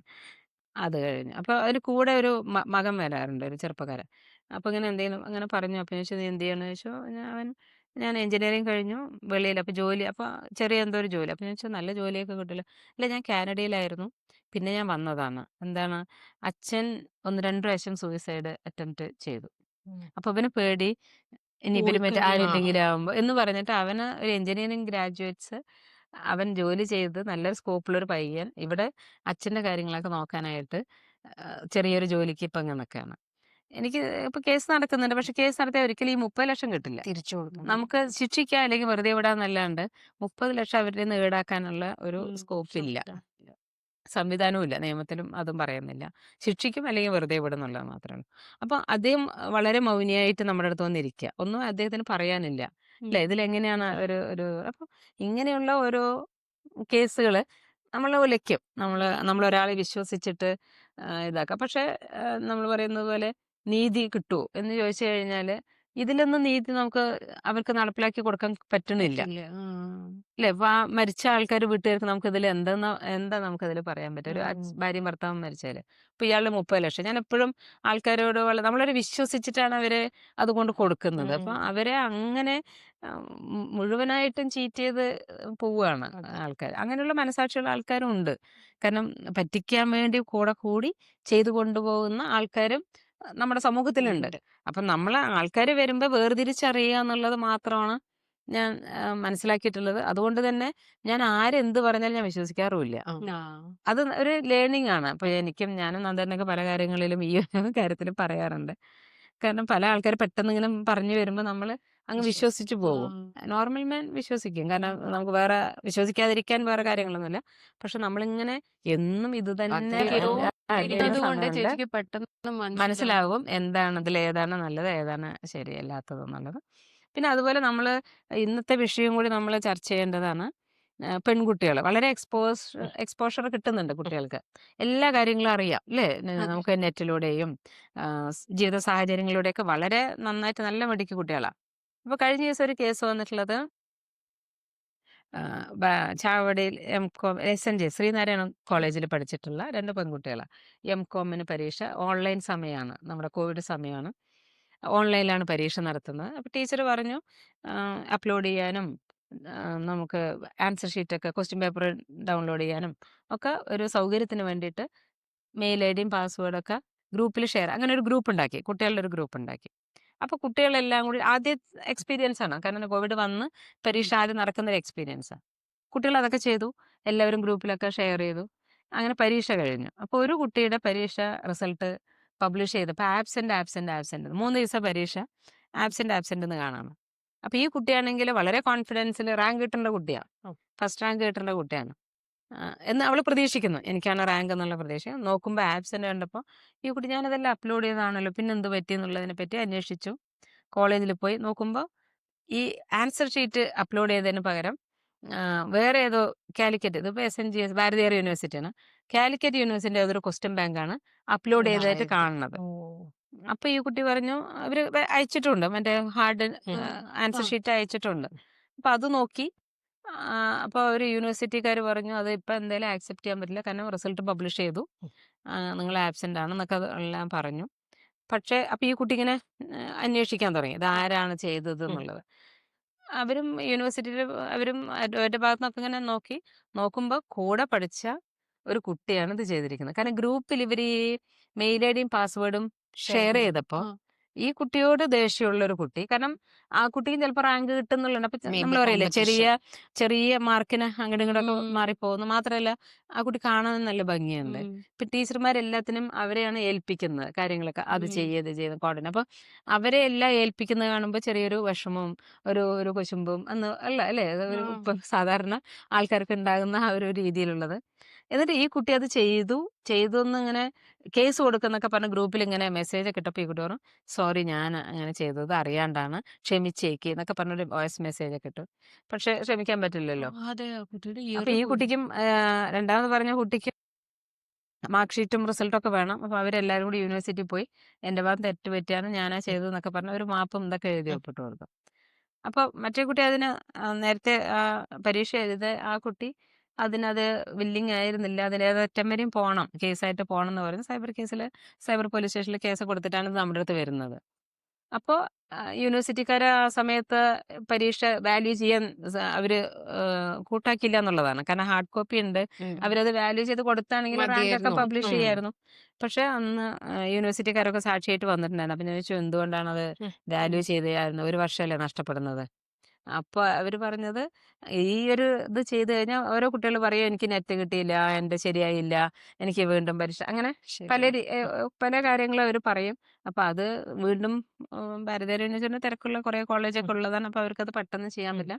പക്ഷെ ഈ കുട്ടിക്ക് ഒരു കൺസിഡറേഷൻ കൊടുത്തത് ഫസ്റ്റ് ചാൻസ് എഴുതുന്ന പോലെ ഒരു റിപ്പീറ്റഡ് അല്ല, ഫസ്റ്റ് ചാൻസിൽ തന്നെ എഴുതുന്ന പോലെ ഒരു സൗകര്യം ചെയ്തു കൊടുത്തു. മാത്രമല്ല ആ ഡിസ്റ്റിങ്ഷൻ കിട്ടി, കുട്ടി എഴുതി പിന്നെയും പരീക്ഷ നല്ല മാർക്ക് കിട്ടി. ഇപ്പൊ ഡിസ്റ്റിങ്ഷൻ കിട്ടി എന്നുള്ളത്. കാരണം തോറ്റിട്ട് സെക്കൻഡ് ചാൻസ് എഴുതുമ്പോൾ അത് കൺസിഡർ ചെയ്യില്ല. അത് ആ ഒരു കൺസിഡറേഷൻ കൊടുത്തിട്ട് ആ കുട്ടിയുടെ റിസൾട്ട് പബ്ലിഷ് ചെയ്തു എന്നുള്ളത്. അപ്പൊ ഇതില് നമുക്ക് ഒരേ കൂടെ ഇരിക്കുന്ന കുട്ടികളെ, അത് മാത്രമല്ല കോവിഡ് ആയിട്ട് ഇവര് കുറെ നാളെ മാറി നിൽക്കാണ്. അപ്പൊ ഈ പറയുന്ന എങ്ങനെയാണ് ഇതിങ്ങനെ ഒരാളുടെ മനസ്സിൽ വന്ന് സ്പിരിറ്റില്, അത് മാത്രമല്ല ഈ കുട്ടി മെനക്കെട്ട്, ഈ കുട്ടി പരീക്ഷ എഴുതി അത് മെനക്കെട്ട് അതിൽ പോയി അത് ചെയ്ത് അവനവൻ നന്നായി പഠിച്ച് നന്നായി എഴുതലല്ല, മാത്രമല്ല മറ്റുള്ളവരെ തകർക്കാനുള്ള. അപ്പൊ ഇന്നത്തെ സമൂഹം നമ്മൾ പറയില്ലേ, നമ്മൾ പറയുന്ന ഹ്യൂമൻ വാല്യൂസ് ഒക്കെ നമ്മൾ പഠിപ്പിക്കുന്നുണ്ട് മക്കളെ. വളരെ എല്ലാവർക്കും നല്ല അറ്റ്മോസ്ഫിയർ ആണ് അല്ലേ. നമുക്കിപ്പോ കേരളത്തിലൊക്കെ എനിക്ക് തോന്നുന്നു കുറെയൊക്കെ ഈക്വാലിറ്റി എന്നുള്ള രീതിയിലൊക്കെ എത്തിയിട്ടുണ്ട്. എല്ലാവർക്കും എല്ലാ വിഭവങ്ങളും എല്ലാ അമ്യൂണിറ്റീസും ഉണ്ട്. അപ്പോൾ അതിൽ വെച്ച് നമ്മൾ മുന്നേറുക എന്നുള്ളതിൽ കവിഞ്ഞ് മറ്റുള്ള താത്തുക എന്നുള്ളൊരു ചിന്താഗതി വരുമ്പോൾ നമുക്ക് തന്നെ പേടിയാണ്. ഈ സൊസൈറ്റി അല്ലേ, നമ്മുടെ മക്കളൊക്കെയും അടങ്ങുന്ന സൊസൈറ്റി എവിടേക്കാണ് പോകണമെന്നുള്ളത്. അപ്പൊ അതെനിക്ക് നല്ലൊരു എക്സാമ്പിൾ ആയിട്ടാണ്. കാരണം കുട്ടികളുടെ ഇടയിൽ നമ്മൾ പഠിപ്പിച്ചു കൊടുക്കാൻ പറ്റുന്നൊരു നമ്മൾ പറയാം ലിവിങ് ഇപ്പൊ എല്ലാവരും ഈ കേസ് കേൾക്കുമ്പോൾ ആ കുട്ടിയെ എങ്ങനെ നോക്കും. കാരണം എങ്ങനെയാണ് ഈ കുട്ടികൾക്ക് തോന്നണം മനസ്സിൽ എന്നുള്ളത്. കാരണം ഒരു പരീക്ഷ അവനവൻ എഴുതി കഴിയണം. അതും നമ്മൾ പറയില്ലേ എന്ത് ക്രൈം ചെയ്യുമ്പോഴും ഒരു സെക്കൻഡ് തോട്ട് വല്ലേ, അത് പേടിയില്ല. മാത്രല്ല അയ്യോ ഞാൻ ചെയ്തത് ശരിയാണോ, പിറ്റേ ദിവസം അത് തന്നെ ചെയ്തു, പിറ്റേ ദിവസം അത് മൂന്ന് ദിവസം ചെയ്തു എന്നുള്ളതാണ്. അപ്പൊ ഒരു നമ്മൾ പറയില്ലേ, ഒരു ചിലര് പറയില്ലേ എന്നെ ഒന്ന് വിളിച്ചിരുന്നെങ്കിൽ ഞാൻ മാറിയെന്ന് പറയുന്ന പോലെ. ഇങ്ങനത്തെ ചെയ്ത കുട്ടിക്ക് പനിഷ്മെന്റ് ഉണ്ടോ? അല്ല, ഇപ്പൊ നമ്മൾ ട്രയൽ നടത്തിക്കൊണ്ടിരിക്കുകയാണ്. ആ കുട്ടിയെ സംബന്ധിച്ചുള്ള യൂണിവേഴ്സിറ്റിയിൽ നിന്ന് അവര് ഇത് റിസൾട്ട് പബ്ലിഷ് ചെയ്തിട്ടില്ല, മാർക്ക് ഷീറ്റ് കൊടുത്തിട്ടില്ല. അപ്പൊ ഇപ്പൊ ആസ് ഇറ്റ് ഈസ് ആ കുട്ടി ബികോം ബിരുദധാരിയാണ്, MCOM അതിന്റെ ഒന്നും കിട്ടിയിട്ടില്ല എന്നാണ് എനിക്ക് ഭാരതി ശരി, അറിയിച്ചിട്ട്. എം.കോം ഒക്കെ പഠിക്കുന്ന ഒരു ഏജ് എന്ന് പറഞ്ഞു കഴിഞ്ഞാൽ കുറച്ചും കൂടെ നമ്മൾ പ്രോപ്പർലി തിങ്ക് ചെയ്യുന്ന ഒരു ഏജ് അല്ലേ? അവിടെ കൂടി ഇങ്ങനെ അവിടെ അതും ചെയ്യുന്നു ഇത് പറഞ്ഞാൽ ഡോമിനേറ്റ് ചെയ്തു എന്നുള്ളതാണ് അല്ലേ? ആ ഉം. വീട്ടിലിരുന്ന് ഇത് ചെയ്യുമ്പോഴടക്കം അത് ഡോമിനേറ്റ് ചെയ്തു എന്നുള്ള. അപ്പൊ നമ്മളിതെല്ലാം ശരിക്കും ഒരു മനുഷ്യന്റെ സൈക്കോളജി നമ്മൾ അനലൈസ് ചെയ്യേണ്ട ഒരു സാഹചര്യം കൂടിയാണ്. എങ്ങനെയാണ് കുട്ടികളാണെങ്കിൽ പോലും ഇത്ര ചിന്തിക്കുന്നത് അല്ലേ? ഇതൊക്കെ ഒരുപാട് ചിന്ത അധികമായി ശരിക്കും സത്യം പറഞ്ഞാല്. അല്ലെ, നമ്മൾ വീട്ടിലുള്ളവർ അല്ലെങ്കിൽ അസോസിയേറ്റ് ചെയ്യുന്ന പല കാര്യങ്ങളിലും ചിന്തിച്ചു പോകുന്നു. കാര്യങ്ങൾ ഇതല്ലാണ്ട് ഇവര് മറിച്ച് ചിന്തിക്കുകയാണ് അല്ലേ? അതെ ഞാൻ ജയിച്ചു പോണെങ്കിൽ ആ കുട്ടിയെ തകർത്തണം എന്നുള്ള അതെ രീതിയിലേക്ക് അതെ അതെ പോവുകയാണ്. പിന്നെയും പറയുന്നേ ഇല്ല. കുറേ നാൾ ഇങ്ങനെ അന്വേഷിച്ച് ഇൻവെസ്റ്റിഗേറ്റ് ചെയ്ത് ചെയ്യുമ്പോഴാണ് അവസാനം പോലീസിൽ കേസ് കൊടുക്കുന്നു പറഞ്ഞപ്പോഴാണ് അവര് സോറി എന്നൊക്കെ പറഞ്ഞിട്ട് വീട്ടിൽ വന്ന് സോറി എന്നൊക്കെ പറഞ്ഞു. പക്ഷെ ഈ കുട്ടി അതിനൊന്നും തയ്യാറായില്ല. എന്തായാലും കേസായിട്ട് പോട്ടെ എന്നുള്ള നിലയ്ക്ക് മൊഴി കൊടുക്കാനൊക്കെ വന്നു. നല്ലൊരു കേസാണ് അത്. കാരണം എല്ലാം ക്ലിയർ എവിഡൻസ് ആണ്. അപ്പൊ ഇതൊക്കെ ഞാൻ പറഞ്ഞില്ലേ ഒരു മെമ്മറബിൾ ആയിട്ടുള്ള കാര്യങ്ങളാണ്. ശിവചേച്ചി, ഇപ്പൊ ഞാൻ ചോദിക്കട്ടെ, ഇത്രയും ഇമോഷൻസ് എന്ന് പറഞ്ഞാൽ ശിവചേച്ചി ഒരു ദിവസം ഒരു 20 കേസസ് ഒക്കെയാണ് വായിക്കുന്നത്, എക്സ്പീരിയൻസ് ചെയ്യുന്നത്. അതിലിപ്പോ പറഞ്ഞ ഒരു ആക്സിഡന്റ് കേസ് ഇതുപോലത്തേത്, ഈ ഇമോഷണൽ ഒരു ഒരു ഡീടോക്സിഫൈ എങ്ങനെ ചെയ്യും എന്ന് പറഞ്ഞാൽ, ഇപ്പൊ ശിവചേച്ചി ഒരു ദിവസം കഴിയുമ്പോൾ ശിവചേച്ചിയുടെ ഉള്ളിൽ ഈ 20 കേസിൽ എനിക്ക് തോന്നുന്നു ഒരു 5 ഭയങ്കരമായിട്ട് ഉള്ളിലോട്ട് കയറിയിരിക്കുന്നുണ്ടാവും. അപ്പൊ how do you stay positive? ഈ ഒരു ദിവസം കഴിഞ്ഞ് അടുത്തൊരു ദിവസം ഒരു എനർജറ്റിക് ആയിട്ട് പിന്നെയും വരിക. അപ്പം ഈ എനർജിയൊക്കെ എവിടുന്നാ കിട്ടുന്നത്? ഞാൻ പ്രോസിക്യൂട്ടറായി വരുന്ന സമയത്ത് ഞാൻ ഒന്നാമത് സിവിലായിട്ടാണ് ഞാൻ പ്രാക്ടീസ് ചെയ്തത്. സിവിൽ ലോയറായിട്ടാണ് ഞാൻ പ്രാക്ടീസ് ചെയ്തത്. പിന്നെ ഒരു ഇത് ക്രിമിനലാണ്. പ്രോസിക്യൂട്ടർ എന്ന് പറഞ്ഞാൽ ക്രിമിനൽ കോടതി മാത്രം ഫോക്കസ് ചെയ്തിട്ടുള്ളതാണ്. അപ്പോൾ ആദ്യം എനിക്കൊക്കെ ഇതിലേക്ക് വരുന്ന സമയത്ത് കുറച്ചൊരു പേടിയുണ്ടായിരുന്നു. എങ്ങനെയാണ് ഇത് ഹാൻഡിൽ ചെയ്യുക എന്നുള്ളത്. മാത്രമല്ല ഞാനൊരു ചെറിയൊരു ബ്രേക്ക് കഴിഞ്ഞിട്ടാണ് വന്നത്. ഒരു മെറ്റേണിറ്റി ലീവ് കഴിഞ്ഞിട്ടാണ് ഇതിലേക്ക് വരുന്നത് തന്നെ, പ്രോസിക്യൂഷൻ എന്നുള്ളതിലേക്ക് വരുന്നത് തന്നെ. ആ ചെറിയൊരു ഗ്യാപ്പ് പക്ഷെ ഞാൻ പെട്ടെന്ന് തന്നെ അത് റീകോപ്പ് ചെയ്തു. അതിലേക്ക് പോയി പഠിച്ചു. പക്ഷെ അന്നൊക്കെ ആണെങ്കിലും നമ്മൾ രാത്രിയും പകലൊക്കെ ഈ സാക്ഷികളും കേസ് ഫാക്ട്സും ഒക്കെ മനസ്സിലൂടെ എന്നും നമ്മളെ ഇങ്ങനെ ഹോണ്ട് ചെയ്യുന്നുണ്ടായിരുന്നു. രാത്രിയൊക്കെ എനിക്ക് ഓർമ്മയുണ്ട് ഓരോരോ കാര്യങ്ങൾ. വക്കീൽ എന്താ ചോദിക്കണത്, അല്ലെങ്കിൽ ജഡ്ജിന് നാളെ എന്താ പറയാ, ഇതെല്ലാം എൻ്റെ മനസ്സിലൂടെ കടന്നു പോയിട്ടുള്ള സാഹചര്യം ഉണ്ടായിട്ടുണ്ട്. പക്ഷേ അത് ചില സമയത്തൊക്കെ നമ്മൾ സാക്ഷി പഠിപ്പിച്ചു കൊടുക്കും. കുറച്ച് കൂട്ടുകയറുമ്പോൾ അവരോട് കാലും മാറും. അപ്പൊ നമുക്ക് അവരോട് ദേഷ്യം വരും. നമ്മള് ദേഷ്യം വന്നിട്ട് ക്രോസ് ചെയ്യും. തിരിച്ചു വന്നിട്ട് അയാൾ ചീത്ത പറയും. നിങ്ങൾ എന്തിനാണ് അങ്ങനെ കാലും മാറിയത്, അത് ശരിയായില്ല എന്നൊക്കെ പറഞ്ഞിട്ട് അവരെ ചീത്ത പറയും. അയ്യോ, ഇനി അദ്ദേഹം കൂറുമാറി പോയത് കൊണ്ട് എന്റെ കേസിന് ഇനി എന്തെങ്കിലും ദോഷം വരുമോ, ഇത് നമ്മളിങ്ങനെ അലട്ടിക്കൊണ്ടിരുന്നു. പക്ഷെ നമ്മൾ പറയില്ല, കുറെ സർവീസിൽ നമ്മളിത് വരുന്ന സമയത്ത് ആ വായിക്കുമ്പോഴും നമ്മൾ കേസ് നടത്തുമ്പോഴും ഉള്ള കാര്യങ്ങൾ മാത്രമേ ഉള്ളൂ. മറ്റത് എന്റെ മനസ്സൊന്നും അങ്ങനെ പൂർണ്ണമായിട്ടും ഞാൻ പറയില്ലേ, കോടതിയിൽ നിന്ന് നമ്മൾ ഇറങ്ങി വരുമ്പോൾ അതൊക്കെ അവിടെ വെച്ചിട്ട് തന്നെയാണ് വരുന്നത്. പിന്നെ വീണ്ടും നമ്മൾ ഓഫീസിൽ വരുമ്പോൾ മറ്റുള്ള കാര്യത്തിലേക്ക് ഇൻവോൾവ് ചെയ്യാനും മറ്റു കാര്യങ്ങളിലേക്കും അത് നന്നായിട്ട് വരുന്നുണ്ട്. ഇപ്പൊ ഇതൊക്കെ ഞാൻ എന്താ വെച്ചാല് ഞാൻ അങ്ങനെ ഓർമ്മിച്ച് വെക്കണം. കാരണം നമുക്കിത് പറയണം, എനിക്കിത് വെളിയിൽ പറയണം, കുട്ടികൾ ഇങ്ങനെ ഉണ്ട് എന്നുള്ളത് ഞാൻ പറയാം. അതുപോലെ തന്നെ ആ 30 ലക്ഷം ഞാൻ ഒരിക്കലും മറക്കില്ല. കാരണം ആൾക്കാർ എത്ര പെട്ടെന്നാണ് മറ്റുള്ളവരുടെ ഓരോ നമ്മൾ പറയാം നല്ല വാക്കാൻ അതെ, അവരുടെ ഓരോ പ്രോമിസിൽ വീണ് ജീവിതം തന്നെ വഴിമുട്ടി നിൽക്കുന്ന ഒരുപാടുണ്ട്. അപ്പൊ ഇതൊക്കെ ഞാൻ ഇടയ്ക്കിടയ്ക്ക് ഇങ്ങനെ ഓർമ്മിക്കുന്നത് ഒരു പാഠമാണ് അല്ലെ. ഇതൊക്കെ ഒരു ലെസൺസ് ആണ്. നമ്മൾ ചില കാര്യങ്ങളൊക്കെ നമ്മൾ പറയില്ല, ജീവിത പാഠത്തിൽ നിന്ന് തന്നെയാണ് മനസ്സിലാവുള്ളൂ. അപ്പൊ അതിന് ചിലപ്പം വേണ്ടി ചേച്ചിക്ക് ഇപ്പൊ മനസ്സിലായിണ്ടോ? ഇപ്പൊ ഇത്രയും കാലത്തെ എക്സ്പീരിയൻസ് ഉണ്ടാവുമല്ലോ. ഒരു കേസ് വരുമ്പം ഏകദേശം ചേച്ചിന്റെ മനസ്സ് പറയും ഇയാള് ഇന്നസെന്റ് ആണ് അല്ലെങ്കിൽ ഇയാള് ഗിൽറ്റി ആണ്. പക്ഷെ എവിഡൻസ് നേരെ ഉൾട്ടാ വരുന്ന കേസിൽ ഇങ്ങനത്തെ സമയത്ത് നിങ്ങൾ എങ്ങനെയാ മാനേജ് ചെയ്ത് വരുന്നത്? അതില് ഒരു കേസ് മാത്രമാണ് ഞാൻ അങ്ങനെ എനിക്ക് അനുഭവപ്പെട്ടിട്ടുള്ളൂ. കാരണം നമ്മൾ പറയില്ലേ, there is no right or wrong. ഒരിക്കലും ശരി തെറ്റില്ല. ഒരു കൊലക്കേസിൽ ഒരാളുടെ അടുത്ത് ചോദിച്ചു കഴിഞ്ഞാൽ അയാൾക്ക് അയാളുടെ ശരി പറയാനുണ്ടാവും. ഇല്ല, ഇന്നത് കൊണ്ടാണ് ഞാൻ കൊല ചെയ്തതെന്ന് പറയാന്. അപ്പൊ നേരത്തെയൊക്കെ ഒരു എക്സാമ്പിൾ ഉണ്ട്. ഒരു വികലാംഗനെ റോട്ടിലിട്ടിട്ട് കുറെ പേര് തല്ലുന്നത് കണ്ടു. അപ്പൊ നമുക്ക് തോന്നും എന്തിനാ അയാളിനെ തല്ലുന്നത് അല്ലേ, വിവല. പക്ഷെ ഈ വികലാംഗൻ ഒരു 3 വയസ്സ് ഒരു പ്രായമുള്ള ഒരു കുട്ടിയെ റേപ്പ് ചെയ്തിട്ടാണ് വരുന്നതെങ്കിൽ നമ്മുടെ ചിന്താഗതി മാറി. എന്നതുപോലെ തന്നെയാണ് കൊല്ലുന്നത് ക്രൈം തന്നെയാണ്, അത് തെറ്റ് തന്നെയാണ്. പക്ഷെ കൊല്ലാൻ നമ്മൾ പറയില്ല അയാൾ ചാകേണ്ട ആൾ തന്നെയാണ് എന്നുള്ള രീതിയിലുള്ള ബിഹേവിയർ ഉള്ള ആൾക്കാരും ഉണ്ടാവും. അപ്പോ ആ രീതിയിൽ എടുക്കുന്ന സമയത്ത് എല്ലാവരിലും നല്ലതുകൊണ്ട് ചീത്തയുണ്ട്. അപ്പൊ അതൊരു ബാലൻസ് ചെയ്ത് പോവാന്നുള്ളതാണ്. പിന്നെ ഈ പറഞ്ഞ പോലെ നമ്മള് ശരി തെറ്റ് എന്നുള്ള രീതിയിൽ ചില കാര്യങ്ങൾ ക്രിക്കറ്റാണ് അല്ലെങ്കിൽ നമ്മൾ പറയില്ലേ കോൺകോക്റ്റഡ് കേസ് സ്റ്റോറി ആണ് എന്നുള്ളതുണ്ട്. അത് നമുക്ക് കണ്ടാ അറിയാം. മനസ്സിലാവും. നമുക്ക് ആ വർത്താനത്തിൽ നിന്ന് തന്നെ അറിയാം. ഞാനത് ഒരു എക്സാമ്പിൾ തന്നെ പറയാം. ഒരു അച്ഛനും മകളും കൂടെ എൻ്റെ ഫ്രണ്ടിൽ വന്നിരുന്നു. കേസ് പഠിപ്പിച്ചു കൊടുക്കാണ്. അപ്പോൾ അതിൽ വളരെ 2 മാസം ഒരു ഭർത്താവിൻ്റെ കൂടെ ഇരുന്ന് പിരിയാനുള്ളൊരു കേസാണ്. അപ്പോൾ ഞാൻ ചോദിക്കുകയാണ്, ഇങ്ങനെ സെറ്റിൽ ചെയ്തിട്ട് അത് പൊയ്ക്കൂടെ, എന്തിനാണ് കേസ്, അങ്ങനെ പോണോ, അതെന്താണ്? അപ്പോൾ അപ്പോൾ അവർ പറഞ്ഞു, ഞങ്ങൾക്ക് സ്വർണം കിട്ടാനുണ്ട്, 60 പവന് സ്വർണം കിട്ടാനുണ്ട്. അപ്പം ഞാൻ, ആരാണ് വക്കീൽ, ആരാണ്? അപ്പോൾ ഒരു വക്കീലിൻ്റെ പേര് പറഞ്ഞു. ഞാൻ ഉടനെ ആ വക്കീലിനെ വിളിക്കുകയാണ്. വക്കീലിനെ വിളിച്ചിട്ട് പറഞ്ഞു, അത് സെറ്റിൽ ചെയ്ത് പോകാമല്ലോ, കാരണം 2 മാസമേ ഇരുന്നിട്ടുള്ളൂ, ആ 2 പേർക്കും വേണ്ട. അപ്പോൾ വേറൊരു കല്യാണം കഴിച്ചാൽ കോടതി കേസുകളുമായിട്ട് ഒഴിവായിട്ട് പോകാമല്ലോ. അപ്പോൾ ആ വക്കീല് ഫോണിലൂടെ എന്നെ കുറേ ചീത്ത പറഞ്ഞു. അതായത് അദ്ദേഹം പറയണത്, ഒരു തരി സ്വർണം ഞങ്ങളുടെ കയ്യിലില്ല, ഞങ്ങൾ മുഴുവൻ അവർക്ക് കൊടുത്തതാണ്, ഇനി എന്ത് വർത്താനാണ് സ്വർണം, ഈ രീതിയിലാണ് എന്നോട് പറഞ്ഞത്. അപ്പൊ ഞാൻ ഫോൺ വെച്ചിട്ട് അവരോട് വീണ്ടും ചോദിക്കുകയാണ്, ഇപ്പൊ സ്വർണം എന്താണ്? സ്വർണത്തിന്റെ കേസ് വേറെ കൊടുത്തിട്ടുണ്ട്. അപ്പൊ അവര് പറഞ്ഞു, ഇല്ല. അവർ ചോദിച്ചു, എന്താ കൊടുക്കാത്തത്? ഞങ്ങളതങ്ങനെ ആലോചിച്ചുകൊണ്ടിരിക്കുകയാണ് എന്ന് പറഞ്ഞു. അപ്പൊ ഇത് തന്നെ നമുക്ക് മനസ്സിലാകാം, അവര് സ്വർണം അവരുടെ കയ്യിൽ തന്നെയുണ്ട്. അല്ലാണ്ട് സ്വർണ്ണം ഇനിയിപ്പോ ഭർത്താവിന്റെ വീട്ടിലായതുകൊണ്ട് കേസ് കൊടുക്കേണ്ട ആവശ്യമൊന്നുമില്ല, അവരുടെ കയ്യിൽ തന്നെയാണ്. പക്ഷെ അത് നമ്മളോട് പറയുന്നുമില്ല. അതുപോലെ തന്നെ ആ കേസിന്റെ ഫാക്ട്സ് എന്ന് പറഞ്ഞാൽ, ഭർത്താവിന്റെ അനിയനും കൂടി അതിൽ പ്രതിയാണ്. അയാള് കല്യാണം കഴിഞ്ഞൊരു 15 ദിവസമാകുമ്പോൾ ഭർത്താവിന്റെ അനിയൻ ഈ സ്ത്രീയെ കത്തി കൊണ്ട് കുത്തിയെന്നാണ് കേസ്. അപ്പൊ നമുക്കും അതും ബിയോണ്ട് ഇമാജിനേഷൻ ആണ് അല്ലേ. നമുക്ക് ഭർത്താവിന്റെ അനുജൻ വന്ന്, അതും എഡ്യൂക്കേറ്റഡ് ആയിട്ടുള്ള ജോലിയുള്ള 2 പയ്യന്മാര്, അതിന്റെ അനിയൻ, ഇങ്ങനെയൊക്കെയാണ് കേസ് ഇങ്ങനെ പോയിക്കൊണ്ടിരിക്കണം. ആ കേസെല്ലാം അവസാനം അപ്പൊ എനിക്ക് ഒരു ഘട്ടത്തിൽ എനിക്ക് മനസ്സിലായി, ഇതൊരു ഫോൾസ് കേസാണ്, അത്രത്തോ ഈ പറയുന്ന രീതിയിലൊന്നും ഇല്ല എന്നുള്ളത് എനിക്ക് മനസ്സിലായി. അപ്പൊ ഞാൻ ഫൈനൽ സ്റ്റേജിൽ ആർഗ്യൂ ചെയ്യണോ ചെയ്യണ്ടയോ, may be taken as heard എന്ന് പറഞ്ഞാൽ ചിലപ്പോൾ ജഡ്ജ് വിധി എഴുതാൻ എടുക്കും. അങ്ങനെ ഇരിക്കുമ്പോൾ പ്രതിഭാഗം വക്കീൽ ഇങ്ങനെ ഘോരഘോരം വാദിക്കണം. അപ്പൊ ചിലത് നമ്മളെ ചൊടിപ്പിക്കില്ലേ, ചില ഘട്ടങ്ങളിൽ അവർ വാദിക്കുമ്പോൾ നമ്മൾ ഓട്ടോമാറ്റിക്കലി നമ്മളും അത് റേസ് ആവും. അപ്പൊ നമ്മളും നമ്മുടെ കാര്യങ്ങളൊക്കെ വലിയ കാര്യത്തിൽ ശക്തിയിലൊക്കെ പറഞ്ഞോണ്ടിരുന്നു. അപ്പൊ മജിസ്ട്രേറ്റിന് തോന്നി, ഓ, പ്രോസിക്യൂട്ടർ എന്തൊക്കെയോ കാര്യമായിട്ട് പറയുന്നുണ്ട്, ശിക്ഷിക്കേണ്ടതാണോ എന്ന് പറഞ്ഞു അക്വിറ്റ് ചെയ്തു.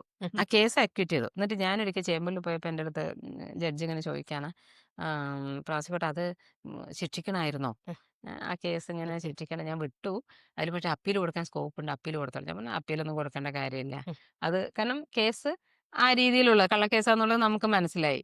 അപ്പൊ പിന്നെ നമുക്കതിൽ അപ്പീലൊന്നും ഇനി പോകേണ്ട കാര്യമില്ല എന്നുള്ളത്. അപ്പൊ ചില കേസുകൾ അപ്പൊ ജഡ്ജസ് സമാധാനമായി, കാരണം അവരും ഈ കോടതിയിൽ കേൾക്കുന്നതും എല്ലാം വെച്ചിട്ടാണല്ലോ അവരും വിധി പറയുന്നത്. അപ്പൊ ഇതിലേതാ ശരി തെറ്റെന്നുള്ളത് നമുക്ക് അപ്പൊ കണ്ടുപിടിക്കാൻ ആ ഒരു പറ്റാ ദിവസം നടക്കുന്ന നടക്കുന്നത്. ആ ഒരു വാദത്തിലാണ് നമുക്ക് ജഡ്ജിന് അവർക്കത് ട്രയലിലൂടെയല്ലേ നമ്മൾ പറയുന്നത്. നമ്മൾ കുറെ സത്യങ്ങളുണ്ടാവും, അത്രത്തോളം അസത്യങ്ങളുണ്ടാവും. ഇത് രണ്ടും കൂടിയിട്ടാണല്ലോ കോടതിയുടെ മുന്നിലേക്ക് വരുന്നത്. അപ്പൊ അവരത് ഫാക്ട്സും കാര്യങ്ങളും ഡോക്യുമെന്റ്സും വെച്ചിട്ട് വിധി പറയും. അത് ചിലപ്പോൾ ശരിയാവണമെന്നില്ല, അല്ലേ, ചിലപ്പോൾ അത് അനുകൂലമാവണമെന്നില്ല. 2 രീതിയിലായിരിക്കാം. ചിലപ്പോൾ ഡിസർവിങ് ആണോ, അല്ലേ, ശിക്ഷ കിട്ടാൻ ഡിസർവിങ് ആണോ, അല്ലെങ്കിൽ അക്വിറ്റ് ചെയ്യാൻ അത് പറ്റിയ കേസാണോ, അത് ഒരു നമ്മൾ പറയില്ലേ, എല്ലാത്തിൻ്റെയും വാല്യൂ ചെയ്തിട്ടാണ്. അപ്പം ഞാൻ വേറൊരു കാര്യം പറയാം. ഒരു പെൺകുട്ടി ഫാമിലി ഇഷ്യൂ ആയിട്ട് തന്നെയാണ് വന്നത്. ചപ്പാത്തി കോലും കൊണ്ട് അടിച്ചു എന്ന് പറഞ്ഞിട്ട് ഇവിടെ നല്ല പരുക്കുണ്ട്, ഇവിടെ 2 കയ്യിൽ നല്ല പാടുണ്ട്. അപ്പോൾ ആശുപത്രിയിലൊക്കെ വന്നു, അതൊരു സ്ത്രീധന പീഡന കേസായിട്ട് നിൽക്കുകയാണ്. അത് ഇതുപോലൊരു സെറ്റിൽമെന്റിന് എൻ്റെ അടുത്ത് സംസാരിക്കാൻ വന്നപ്പോൾ പെൺകുട്ടി പറയുന്നത് 150 പവൻ പയ്യന്റെ വീട്ടിലുണ്ട്, അത് കിട്ടിയ ഞാൻ തീർന്നു പോകാം, എനിക്ക് വേറെ ബുദ്ധിമുട്ടില്ല, ഞാൻ ഒഴിവായി പോവാം. അപ്പൊ ആൺകുട്ടി പറയുന്നത് ഈ സ്വർണം മുഴുവൻ പെൺകുട്ടിയുടെ വീട്ടിലാണ്, പെൺകുട്ടി പറയാ ആൺകുട്ടിയുടെ വീട്ടിലാണ്. അപ്പൊ എന്റെ മുന്നിൽ തന്നെ ഇരുന്നിട്ട് ഏകദേശം ഒരു ശനിയാഴ്ച രാവിലെ 10 മണി തുടങ്ങിയിട്ട് 1:30 വരെ ഇത് തന്നെ ഇന്ററാക്ട് ചെയ്തുകൊണ്ടിരിക്കുക. അവരെ വിളിക്കണോ, മറ്റുള്ള ബന്ധുക്കളെ വിളിക്കണോ, മാറി മാറി ചോദിക്കണോ, അവര് പറയുന്നത് 2 പേരും ഇത് തന്നെയാ പറയാ. അപ്പൊ ഞാൻ അവരോട് ഇത് തന്നെയാ പറഞ്ഞത്, ഇത് ശരിക്കും നമ്മള് ജ്യോതിഷം ഇത് വെക്കുന്നത് പോലെ, കണിയാന്റെ അടുത്ത് പോയി കണിയാന്റെ അടുത്ത് പോയിട്ട് നമ്മളാ മറ്റേ അല്ലേ പ്രശ്നം വെച്ച് നോക്കുന്ന പോലെയാണ് ഇത് എവിടെയാണെന്ന്. ഞാൻ എന്നിട്ട് അതന്നെ പറഞ്ഞു, ജഡ്ജിക്ക് ഇത് എങ്ങനെയാ അറിയാൻ പറ്റുക? ഇതാണ് ഇവര് 2 പേരും കൂട്ടിക്കേറ്റി വിസ്തരിക്കുമ്പോൾ ഇവരെന്താ പറയാ, പയ്യൻ പറയാ അവൾ കൊണ്ടുപോയി ഇന്ന സ്ഥലത്ത് കൊണ്ടുപോയി വെച്ചു, ഇവള് പറയും മറ്റേതാണ്. അങ്ങനെ ചോദിച്ചുകൊണ്ടിരിക്കുന്ന സമയത്ത് ഞാൻ പറഞ്ഞു, 150 പവനല്ലേ, പോട്ടെ, ഇനിയിപ്പോൾ അത് കണ്ടില്ലേ വെക്ക്, അത് കുട്ടിയുണ്ടല്ലോ, അവരായിട്ട് പോവും. നീ നിന്റെ, കാരണം ഈ കുട്ടിയുടെ ജോലിക്ക് എല്ലാം ഈ ഒരു ഇത് തടസ്സമായി നിൽക്കുക. അപ്പം ഞാൻ പറഞ്ഞു, ജീവിതം നന്നായിട്ട് മുന്നോട്ട് പോട്ടെ, നിങ്ങൾ എന്തിനാണ് ഇത് തന്നെ പറഞ്ഞത്? അപ്പോൾ ആ കുട്ടി ഉടനെ എന്റെ 150 പവൻ ഏകദേശം അവൾക്ക് ആ ഒരു വേങ്ങലിൽ അറിയാം ആ സ്വർണം അവളുടെ ഇല്ല എന്നുള്ളത്. അവള് പറഞ്ഞു ഞാൻ ആ കല്യാണത്തിന്റെ ദിവസം മാത്രമേ അത് ഇട്ടിട്ടുള്ളൂ, അപ്പൊ എനിക്കത് ആ 150 പവൻ വേണ്ട, വെക്കാൻ എനിക്ക് പറ്റുന്നില്ല എന്ന് ആ കുട്ടി പറഞ്ഞു. അതൊന്നും നമുക്ക് മനസ്സിലാക്കാം ഇത് ആ പയ്യന്റെ വീട്ടിലാന്നുള്ളത്. അല്ലാതെ നിങ്ങൾക്ക് സീരീസിലൊക്കെ കാണുന്ന കേട്ടോ, ഞാൻ ഇതന്നെ ആ, നിങ്ങൾക്കൊരു ഇൻവെസ്റ്റിഗേഷൻ ഗ്യാങ് ഒക്കെ ഉണ്ടാവോ ഈ പ്രോസിക്യൂട്ടേഴ്സിന് ഈ ബാക്ക് കൂടി സീക്രട്ട് അറിയാനൊക്കെ? അതെന്താ ഞങ്ങൾ ഈ സീരീസ് ഒക്കെ ക്രിമിനൽ ജസ്റ്റിസ് അങ്ങനെ ഇങ്ങനെയൊക്കെ കാണുമ്പോ പോലീസിന്റെ ഒരു ഇൻവെസ്റ്റിഗേഷൻ ശരിയല്ല എന്ന് പറഞ്ഞു കഴിഞ്ഞാൽ ഇവര് തന്നെ ടീമിനെ വെച്ച് ഇൻവെസ്റ്റിഗേഷൻ, ഇതൊക്കെ ശരിക്കും റിയൽ ലൈഫിൽ നടക്കാറുണ്ടോ? ഇതില് നമ്മുടെ ഇപ്പോഴത്തുള്ള ഒരു ക്രിമിനൽ ജസ്റ്റിസ് സിസ്റ്റത്തിൽ ഇല്ല. ഇത് എല്ലാം നമുക്ക് പോലീസ് അന്വേഷിച്ച് തരുന്നു, നമ്മളത് കോടതിയിൽ പ്രസന്റ് ചെയ്യണം. ഇതാണ് ഇപ്പൊ നമ്മുടെ ഒരു രീതി.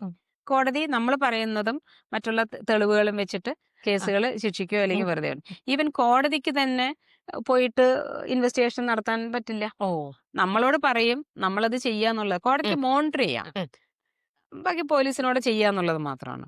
അത് പല ഘട്ടങ്ങളും. ഇപ്പൊ ആദ്യം പോലീസ് അന്വേഷിച്ചു ശരിയല്ല എന്ന് തോന്നി, അപ്പോൾ കോടതിക്ക് തന്നെ അത് റീഇൻവെസ്റ്റിഗേഷൻ നടത്താം.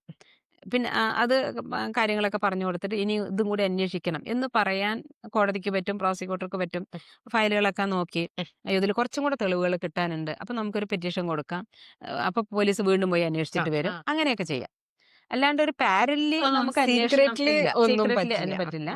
പിന്നെ ഇങ്ങനെയുള്ള ഇൻവെസ്റ്റിഗേഷൻ, പിന്നെ നേരത്തെ പറഞ്ഞ പോലെ നമ്മളിങ്ങനെ ചോദിക്കുന്ന സമയത്ത് നമുക്ക് അറിയാം അത് സത്യം എവിടെയാണെന്നുള്ളത്. അപ്പോൾ നമുക്ക് ഇപ്പോൾ 150 പവനെ പറ്റി ചോദിക്കുകയാണെങ്കിൽ ആദ്യം അങ്ങനെ കുറേ ഇന്ററാക്ട് ചെയ്തു. പെട്ടെന്ന് ആ കുട്ടിയുടെ ആ ഒരു ഏങ്ങലും ഒരു എക്സ്പ്രഷനിലാണ് എനിക്ക് മനസ്സിലായത് ഇത് കുട്ടിയുടെ തന്നെയാണ്. അപ്പൊ ഈവൻ നമ്മൾ കോടതിയിൽ വിസ്തരിക്കുമ്പോഴും നമ്മൾ പറയും demeanour of the witness is also has to be consider എന്ന്. അപ്പൊ നമ്മൾ ഇതുപോലെ തന്നെ കൂട്ടിക്കയറി നിന്നിട്ട് ഒരു ചോദ്യം ചോദിക്കുമ്പോൾ ആ കുട്ടി പെട്ടെന്ന് ഇങ്ങനെ അയ്യോ എനിക്ക് ആ സ്വർണം ഇങ്ങനെ പറഞ്ഞാൽ തന്നെ ജഡ്ജിക്ക് നോട്ട് ചെയ്യാം. അത് ഈ ഒരു ആ ബോഡി ലാംഗ്വേജ് കൊണ്ട് തന്നെ നമുക്ക് മനസ്സിലാക്കാം ആ സ്വർണം പയ്യന്റെ കയ്യിലാണ് എന്ന് പറഞ്ഞിട്ട് അവർക്ക് ഇവാലുവേറ്റ് ചെയ്യാം. അപ്പൊ ജഡ്ജിന് നമ്മൾ കുറെ കോടതിയിൽ വിസ്താരമൊക്കെ നടക്കുമ്പോൾ ഇതും കൂടി കൺസിഡർ ചെയ്യണം എന്നാണ് വിധികൾ പറയുന്നത്. സുപ്രീം കോടതിയൊക്കെ പറയുന്നത് തന്നെ demeanour of the witness is also has to be consider എന്ന്.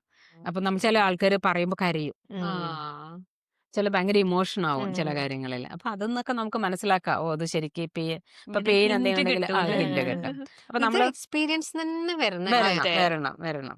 ഇത് നമുക്ക് കോടതിയിൽ നമുക്ക് കുറെ നാൾ ഇരുന്ന് കഴിഞ്ഞാൽ തന്നെ നമുക്കറിയാം ഇത് കേസ് എവിടേക്കാ പോകണം എന്നുള്ളത്. പിന്നെ ഇപ്പൊ ചില കേസുകളൊക്കെ നമ്മുടെ നടത്താൻ വരുമ്പോൾ വളരെ നമ്മൾ വേ ഔട്ട് പറഞ്ഞു കൊടുക്കും അവർക്ക്. അപ്പൊ അവർ പറയില്ല ഞങ്ങൾക്ക് നീതി മതി, ഞങ്ങൾക്ക് കേസ് നടത്തണം എന്നൊക്കെ പറയും. അപ്പൊ നമ്മള് കാരണം ഒരുപാട് നമുക്ക് ഇൻസിസ്റ്റ് ചെയ്യാൻ പറ്റില്ല, കാരണം ഇത് ഇന്നതാ സംഭവിക്കുമെന്നുള്ളതെന്ന് നമുക്കറിയാൻ പറ്റും അല്ലേ, ഇത് എവിടം വരെ എത്തും പോയാൽ എന്നുള്ളത് നമുക്ക് അതിന്റെ റിസൾട്ട് നമുക്കറിയാം കിട്ടും. പക്ഷെ ഇത് നമ്മൾ കക്ഷികളോട് പറഞ്ഞു കഴിഞ്ഞാൽ അവരത് ചിലപ്പോൾ ഏത് രീതിയിൽ എടുക്കണം എന്നില്ല. അവർ പറയും നമ്മൾ അവരുടെ അടുത്ത് പൈസ വാങ്ങിച്ചിട്ടാണ് ചിലപ്പോൾ നമ്മൾ അത് പ്രോത്സാഹിപ്പിക്കുന്നതെന്ന് പറയും. ചില കക്ഷികൾ എതിർഭാഗം വക്കീലിൻ്റെ അടുത്ത് നമ്മൾ സംസാരിച്ചു കഴിഞ്ഞാൽ അത് നോട്ട് ചെയ്യും. നമുക്കറിയില്ല അത് എതിർഭാഗം വക്കീലാണോ അല്ലെന്ന്, കാരണം ഒരുപാട് കേസുകൾ നമ്മൾ അവരായിട്ട് ഡീൽ ചെയ്യുന്നുണ്ട്. ചിലപ്പോൾ ഫ്രണ്ട്സ് ആയിരിക്കാം, പക്ഷെ ഇവരിതിങ്ങനെ ജനലിൽ നോക്കിയിട്ട് അവർ പറയും അന്ന് അവരുടെ അടുത്ത് വർത്താനം പറഞ്ഞു, അപ്പൊ അവര് തമ്മിൽ കൂട്ടാണ്, എന്നിട്ട് നമ്മളെ കാണുമ്പോ അവര് അങ്ങനെ പറയുമ്പോ എനിക്ക് എന്റെ ഒരു ലൈഫ് എക്സ്പീരിയൻസ് പറഞ്ഞിട്ട് ഈയിടെ ഞാൻ പറഞ്ഞില്ലേ ഞങ്ങൾ രണ്ടുപേരും ബ്ലഡ് ടെസ്റ്റ് ചെയ്തിട്ട് ശിവ ചേച്ചി ഞങ്ങള് രണ്ടുപേരും ഹസ്ബൻഡും ഞാനും കൂടെ പോയി ഇവിടെ പാലക്കാട് വന്നപ്പോ ആദ്യം പോയി ബ്ലഡ് ടെസ്റ്റ് ചെയ്തു. ഞങ്ങൾക്ക് രണ്ടുപേർക്കും ഷുഗറും ഹൈ ആയിട്ടുണ്ട്, കൊളസ്ട്രോളും ഹൈ ആയിട്ടുണ്ട്. അപ്പൊ ആദ്യമായിട്ടാണ് ഇങ്ങനെ കാണുന്നത്. രണ്ടുപേരും ഭയങ്കര സങ്കടപ്പെട്ടിരുന്ന മമ്മി പറഞ്ഞു വേറെ എവിടെയെങ്കിലും കൂടെ പോയി ചെക്ക് ചെയ്യൂ എന്ന് പറഞ്ഞു വേറെ ഒരു സെന്ററിൽ പോയി ടെസ്റ്റ് ചെയ്തപ്പോൾ ഒന്നുമില്ല, എല്ലാം നോർമലാണ്. അപ്പൊ ഞാൻ ഓർത്ത് ഇവരെ അങ്ങനെ വിടാൻ പാടില്ല, ഇവരെ എന്തായാലും കൊടുക്കണമെന്ന് പറഞ്ഞ് ഞാൻ എൻ്റെ ഒരു കസിൻ ഉണ്ടല്ലോ മജിസ്ട്രേറ്റ്, ചേട്ടനെ വിളിച്ച് ഇവിടുത്തെ ഒരു അഡ്വക്കേറ്റിനെ കണ്ട് ഞാൻ പോയി ഈ സ്കൂട്ടറിലാണ് പോകുന്നത്, ബിക്കോസ് ഹസ്ബൻഡ് US പോയി. അപ്പൊ ഈ പിള്ളേരെയും വെച്ചിട്ട് വേണം ഞാൻ പോവാൻ. 4 പ്രാവശ്യം പുള്ളിക്കാരൻ ആദ്യമൊക്കെ ഭയങ്കര ഇൻട്രസ്റ്റ് വന്നു, അതെന്താ നമുക്ക് കേസ് കൊടുക്കാലോ എന്നൊക്കെ പറഞ്ഞ് ഇങ്ങനെ പറഞ്ഞു. പക്ഷെ ഒരു 5-6 പ്രാവശ്യം കഴിഞ്ഞ് കഴിഞ്ഞപ്പോ പുള്ളിക്കാരന്റെ ടോണൊക്കെ അങ്ങോട്ട് ഡൗൺ ആയി. പുള്ളിക്കാരൻ അതെ നമുക്ക് അവരുടെ അടുത്ത് ഒന്നും കൂടെ ഒന്ന് ചോദിക്കാം അതെന്താണ് അങ്ങനെ വന്നേന്ന്. അപ്പൊ ഇത് കേട്ടപ്പോ ഞാൻ ഈ ടൈം ഇല്ലാത്തവിടത്തെ ടൈം ഉണ്ടാക്കിയ പിള്ളേരെയും കൊണ്ട് പോണേ. അപ്പൊ എനിക്ക് മനസ്സിലായി ഇയാൾ എന്തോ അവിടെ അപ്പുറം വഴി എന്തോ കാശോ വാങ്ങിയിട്ടുണ്ട്. ആദ്യത്തെ ഒരു ചൂടൊന്നും കണ്ടില്ല. പിന്നെ ഞാൻ അങ്ങനെ വിട്ടു. വിട്ടു. പോയേയില്ല. എന്നാ പുള്ളിക്കാരൻ വിളിച്ച് എന്തായി വരുന്നില്ലേ എന്നൊന്നും ചോദിച്ചുമില്ല. അപ്പൊ ഈ ശിവ ചേച്ചി പറഞ്ഞതുപോലെ അവിടെ എന്തോ ചുറ്റിക്കളി നടന്ന് എനിക്ക് നമുക്ക് തോന്നി. തോന്നും. അതെ അതെ. നമുക്ക് തോന്നും. പക്ഷെ അതിലെന്ന് വെച്ചാല് ആദ്യം വരുമ്പോ നമുക്കും തോന്നും. പൊതുവെ അഡ്വക്കേറ്റ്സിന് നമ്മള് പറയാറുണ്ടല്ലോ, ഫോണിലൂടെ ചിലര് ഉപദേശം കൊടുക്കില്ല. കാരണം ഫോണിലൂടെ പറഞ്ഞു കഴിഞ്ഞാൽ അത്രേ ഉള്ളൂ. നമ്മള് ഓഫീസിൽ വന്നിട്ട് ഇതാക്കുന്നത്. അതെല്ലാരും പ്രൊഫഷണൽ ഒരു മര്യാദകൾ നമ്മൾ പറയുന്ന പോലെ. ഇപ്പൊ ചിലര് പറയും കേസ് നിക്കില്ല അതെന്ന് പറയും. ചിലര് പറയും നമുക്ക് നോക്കാം. ഈ നോക്കാന്ന് പറയുന്നത് നമ്മൾ ഫയൽ ചെയ്യും. അവ തോൽക്കും. അപ്പൊ തോറ്റു. അപ്പൊ ജയിച്ചെങ്കിൽ ജയിച്ചു. അപ്പൊ അങ്ങനെ നമ്മളിപ്പോ എന്തിനാ പ്രഡിക്റ്റ് ചെയ്തിട്ട് ഇപ്പൊ നിക്കില്ല എന്ന് പറയണത്. അങ്ങനെയുള്ള ചില ഒരു മെന്റാലിറ്റി ഉള്ള ആൾക്കാരുണ്ട്. ഞാനൊക്കെ പറയാറുണ്ട്, ഇത് അവിടം വരെ എത്തില്ല. അപ്പൊ അതിനിടയ്ക്ക് നമുക്ക് പൈസ കിട്ടുന്നത് വാങ്ങിച്ചിട്ട് അപ്പൊ നമ്മൾ മീഡിയേഷനിലേക്കൊക്കെ വെച്ച് അവർക്ക് എന്തെങ്കിലും റിലീഫ് കിട്ടേണ്ട കാര്യങ്ങൾ നമ്മൾ ചെയ്തു കൊടുക്കും. മറ്റത് അതുവരെ പുഷ് ചെയ്ത് കൊണ്ടുപോയിട്ട് അത് സമയം, ആൾക്കാരൊക്കെ പൈസ എല്ലാം ചെലവ് തന്നെയാണല്ലോ. പിന്നെ ഒരു കോടതിയിലേക്ക് വരിക എന്ന് പറയുമ്പോൾ അത്ര ഒരു സുഖമുള്ള കാര്യങ്ങളല്ല. എല്ലാവർക്കും ടെൻഷനും പേടിയും എന്താവും നാളെ അങ്ങനെയൊക്കെയുള്ള ഒരുപാട് എംബാരസ്മെന്റോടുകൂടി വരുന്ന കക്ഷികളാണ്. പിന്നെ നമ്മള് ഇപ്പൊ എന്റെ ഇത്രയും വർഷത്തെ എക്സ്പീരിയൻസിൽ നല്ലൊരു മുണ്ടും ഷർട്ടിട്ട ഒരാളോ അല്ലെങ്കിൽ ഒരു എബോവ് സ്റ്റാൻഡേർഡിൽ ജീവിക്കുന്നവരൊന്നും കോടതിയിൽ അങ്ങനെ വന്നു നിന്ന് കാണാൻ അപൂർവമുള്ളൂ. മറ്റത് മുഴുവൻ ഈ സാധാരണ ആൾക്കാരാണ്. നമ്മൾ പറയുന്ന സൊസൈറ്റിയിലുള്ള ഒരു താഴെ മിഡിൽ ക്ലാസ്സിന് താഴെയുള്ള ആൾക്കാരാണ് കോടതിയിൽ വരുന്നത്. അപ്പൊ നമ്മൾ പറയില്ലേ, ignorance of law is not an excuse എന്ന് പറയുന്ന പോലെ അതിലേതിലെങ്കിലൊക്കെ വന്നു പെടുന്ന വിഭാഗങ്ങളാണ് ഇതിൽ പോകുന്നത്. ഇപ്പൊ ഒരു വേലിത്തർക്കം വന്നു. വേലിത്തർക്കം വരുമ്പോൾ നമ്മൾ നാച്ചുറലി അല്ലെ നൈബേഴ്സിന്റെ അടുത്ത് നമ്മൾ തർക്കം വരുമ്പോൾ ഒരു ഉന്തുണ്ടാവും, തള്ളുണ്ടാവും. അതിൽ പരുക്ക് പറ്റിയ ഉടനെ ആശുപത്രിയിൽ പോകും. ആശുപത്രിയിൽ നിന്നാണ് പോലീസിന് പോകുന്നത്. അപ്പോ പോലീസ് പോയിട്ട് ഇവരുടെ മൊഴിയെടുക്കണം. പിന്നെ അത് കേസാവണം. അപ്പൊ ഇവരെ അറിയുന്നില്ല ഈ കേസാകുന്ന വിവരം. അപ്പൊ അതിന്റെ ഒരു നാച്ചുറൽ ഒരു ഇതിലേക്കാ വരുന്നതേ. കാരണം അടിപിടി പരുക്ക് പറ്റുന്നു, അവര് ജില്ലാ ആശുപത്രി പോയി അഡ്മിറ്റ് ചെയ്തു. അങ്ങനെ അഡ്മിറ്റ് ചെയ്യുമ്പോൾ അവിടെ ജില്ലാ ആശുപത്രി പോകുമ്പോൾ എങ്ങനെയാണ് പരുക്ക് പറ്റിയത്, അപ്പൊ അങ്ങനെ രാമൻ തല്ലിയതില്. അപ്പൊ ഉടനെ ആ തൊട്ടടുത്തുള്ള പോലീസ് സ്റ്റേഷൻ, ഇപ്പൊ സൗത്ത് നോർത്ത് അവിടേക്കും പോകും. അവര് വന്നിട്ട് ഇവരുടെ മൊഴി അതങ്ങനെ ഓട്ടോമാറ്റിക്കലി കേസാവുന്നു. അപ്പോ ഒരു ഉന്തിലും തള്ളിലും രണ്ടുപേർക്കും പരിക്ക് പറ്റിയെന്ന് വിചാരിക്കാം. ഇപ്പുറത്തെ ആൾക്കും പരിക്ക് പറ്റിയ അയാളും പോയി കിടക്കും. അയാളുടെയും മൊഴി എടുക്കും. അപ്പൊ അത് കേസും കൗണ്ടറായി. അത് രണ്ട് വക്കീലന്മാരുടെ അടുത്തേക്ക് പോകുന്ന സമയത്ത് അത് പിന്നെ അത് മീഡിയേഷനിൽ വന്ന് ഒന്ന് സെറ്റിൽ ചെയ്യാനുള്ള ഒരു അത്രയ്ക്കുള്ള രണ്ടുപേരും ഇങ്ങനെ ഭയങ്കര ടഫായിട്ട് നിൽക്കും. അപ്പൊ അത് വർഷങ്ങളോളം എടുക്കും. അപ്പൊ നമ്മളതൊരു സൊല്യൂഷൻ പറഞ്ഞാൽ അവര് പറയും എങ്ങനെ കേസായെന്ന് നമുക്കറിയില്ല എന്ന്. അല്ലേ? പിന്നെ ചിലരിപ്പോ വക്കീലിന്റെ അടുത്ത് പോയി കഴിഞ്ഞാല് സാറേ എനിക്ക് കേസ് വേണ്ട, ഞാനത് തീർക്കുകയാണ്, അത് പറയാൻ പോലും അവർക്ക് പറ്റുണ്ടാവില്ല. കാരണം അയ്യോ കോടതിന് കേസ് വേണ്ടാന്ന് എനിക്ക് പറയാൻ പറ്റുമോ, ഇതൊന്നും അവർക്കറിയില്ല. അപ്പൊ ഇത് നമ്മളിങ്ങനെ വർഷങ്ങളോളം അവരെ ഡ്രാഗ് ചെയ്ത് കൊണ്ടുപോയിട്ട് നമ്മൾ എത്തിക്കും. അപ്പൊ സിസ്റ്റം അങ്ങനെയാണ്. അതിന്നൊക്കെ ഒരുപാട് മാറ്റം വരണം എന്നൊക്കെ ഞാൻ ആഗ്രഹിക്കുന്നില്ല. എന്റെ അത്രയും വർഷത്തെ ഒരു എക്സ്പീരിയൻസിൽ ഞാനൊക്കെ പറയാറുണ്ട്, പോലീസ് സ്റ്റേഷൻ തന്നെ നമ്മൾ അതിൽ നിന്ന് സോർട്ട് ചെയ്യണം അല്ലേ, വേണോ വേണ്ടയോ, എന്താണ് ചിലപ്പോൾ റിലീഫ് എന്താണ് എന്നുള്ളത്. ചിലപ്പോൾ ഒരു മാപ്പിൽ ചിലപ്പോൾ നിൽക്കുന്നതായിരിക്കും. അവരെ നമ്മൾ വർഷങ്ങളോളം കോടതിയിൽ കൊണ്ടുവന്ന് ഡ്രാഗ് ചെയ്യാണ്, അവരെ സാക്ഷി വിസ്താരം അത്. ഇപ്പം ഞാൻ ചിറ്റൂർ കോടതിയിൽ കുറച്ച് വർക്ക് ചെയ്തിട്ടുണ്ട്. അപ്പൊ ഇന്നും എൻ്റെ ചില കാര്യങ്ങളൊക്കെ നമുക്കിങ്ങനെ മനസ്സിൽ തങ്ങി നിൽക്കുന്നതാണ്. അപ്പോൾ ഞാൻ 8:45 ഞാൻ ഓഫീസിലെത്തി. അതിനു മുൻപേ ഒരാളവിടെ വന്ന് നിൽക്കുന്നുണ്ട്. അപ്പൊ നമ്മൾ സാധാരണ 10 മണിക്കാണ് നമ്മുടെ സർക്കാർ ഓഫീസ്. അപ്പൊ 10 മണിക്ക് നമ്മൾ പോയാൽ മതി. പക്ഷെ നമ്മൾ ചില സമയത്ത് നമ്മൾ നേരത്തെ എത്തും. ഈ നേരത്തെ എത്തുന്ന സമയത്ത് ഒരാളവിടെ നിൽക്കണ്ടായിരുന്നു ഒരു ദിവസം. അപ്പൊ അയാൾ ഉച്ചയ്ക്ക്, അപ്പൊ 8:45 ആ സ്ഥലം എത്തണമെങ്കിൽ അയാൾ വേണമെങ്കിൽ 7 മണിക്ക് എന്താണ്ട് വീട്ടിൽ നിന്ന് വന്നിട്ടുണ്ടാവുമായിരിക്കും. അയാൾ എന്ത് കഴിച്ചു എന്നുള്ളത് നമുക്കറിയില്ല. അപ്പൊ ഉച്ചയ്ക്ക് 2:30 നമ്മള് കൂട്ടുകയറ്റിയിട്ട് വിസ്തരിക്കാൻ വേണ്ടിയിട്ട് അയാളിങ്ങനെ കയറി. അപ്പോൾ ചെറിയൊരു കേസാണ്, ഇങ്ങനെ തർക്കം വന്നു, തള്ളി വീണു എന്നുള്ളൊരു കേസാണ്, കൈകൊണ്ട് തല്ലി എന്നുള്ളൊരു കേസാണ്. അപ്പോൾ കൂട്ടിൽ കയറി നിന്നപ്പോൾ മജിസ്ട്രേറ്റ്, അയാളിങ്ങനെ വളഞ്ഞിങ്ങനെ നിൽക്കുന്ന ഒരു മനുഷ്യൻ. അപ്പോൾ ഞാനിങ്ങനെ നിങ്ങൾ പരാതിക്കാരനാണല്ലേ, എന്നാ പരിക്ക് പറ്റി എന്നൊക്കെ ചോദിക്കുമ്പോൾ മജിസ്ട്രേറ്റ് ഇങ്ങനെ നേരെ നിൽക്കുമെന്ന്. അപ്പോൾ അയാളിങ്ങനെ നേരെ നിന്നു. അപ്പോൾ പിന്നെയും ഞാൻ എൻ്റെ ചോദ്യം തുടർന്നു. അപ്പോൾ മജിസ്ട്രേറ്റ് വീണ്ടും ചോദിക്കാൻ ബട്ടൺസ് ഇടൂ എന്നാണ്. അപ്പോൾ നോക്കുമ്പോൾ ഇവിടുത്തെ ഒരു ബട്ടൺസ് ഇങ്ങനെ അഴിഞ്ഞു കിടക്കാണ്. അപ്പൊ അയാളിങ്ങനെ കാക്കി. അപ്പൊ ഞാൻ വീണ്ടും എന്റെ ചോദ്യം തുടർന്നു. അപ്പൊ മജിസ്ട്രേറ്റ് ബട്ടൺസ് ഇടൂ. അപ്പൊ അയാൾ എന്നെ നോക്കിയിട്ട് പറഞ്ഞു ബട്ടൺസ് ഇല്ല എന്ന്. ഇവിടുത്തെ ബട്ടൺസ് ഇല്ല. അപ്പൊ ഞാൻ പറഞ്ഞില്ല ബട്ടൺസ് ഇല്ല, കുഴപ്പമില്ല, നമുക്ക് കേസ് തുടരാം. അങ്ങനെ കേസ് അയാളെ കുറെ വിസ്തരിച്ചു. അങ്ങനെ അപ്പം നമ്മളിത് വിക്ടിമാണ് അല്ലേ? ഒരു തല്ലുകൊണ്ട് എനിക്ക് തോന്നണു ആ സമയമാകുമ്പോഴേക്ക് 5 വർഷമായിട്ടുണ്ട്. 5 വർഷമായിട്ടുണ്ട് ആ കോടതിയിൽ ആ കേസ് എത്തിയിട്ട്. അപ്പോൾ ഒരു അടി കൊണ്ടു എന്നുള്ളൊരു കാര്യത്തിന് 5 വർഷം അദ്ദേഹം പോലീസ് സ്റ്റേഷനും കോടതിയായിട്ട് കയറി ഇറങ്ങാണ്. ഞാൻ അവിടെ 8:45 എത്തുമ്പോൾ അതിന് മുൻപേ ആ സ്റ്റേഷൻ ഓഫീസിൽ വന്ന് ഇരിക്കുന്ന ആളാണ്. ഉച്ചയ്ക്ക് അയാൾ എന്ത് കഴിച്ചെന്ന് പോലും അറിയില്ല. കാരണം അത്രയും ഒരു വയസ്സായിട്ട് അങ്ങനെ നമുക്കറിയാം അവരുടെ ഒരു ഫൈനാൻഷ്യൽ കണ്ടീഷനൊക്കെ എന്താന്നുള്ളത്.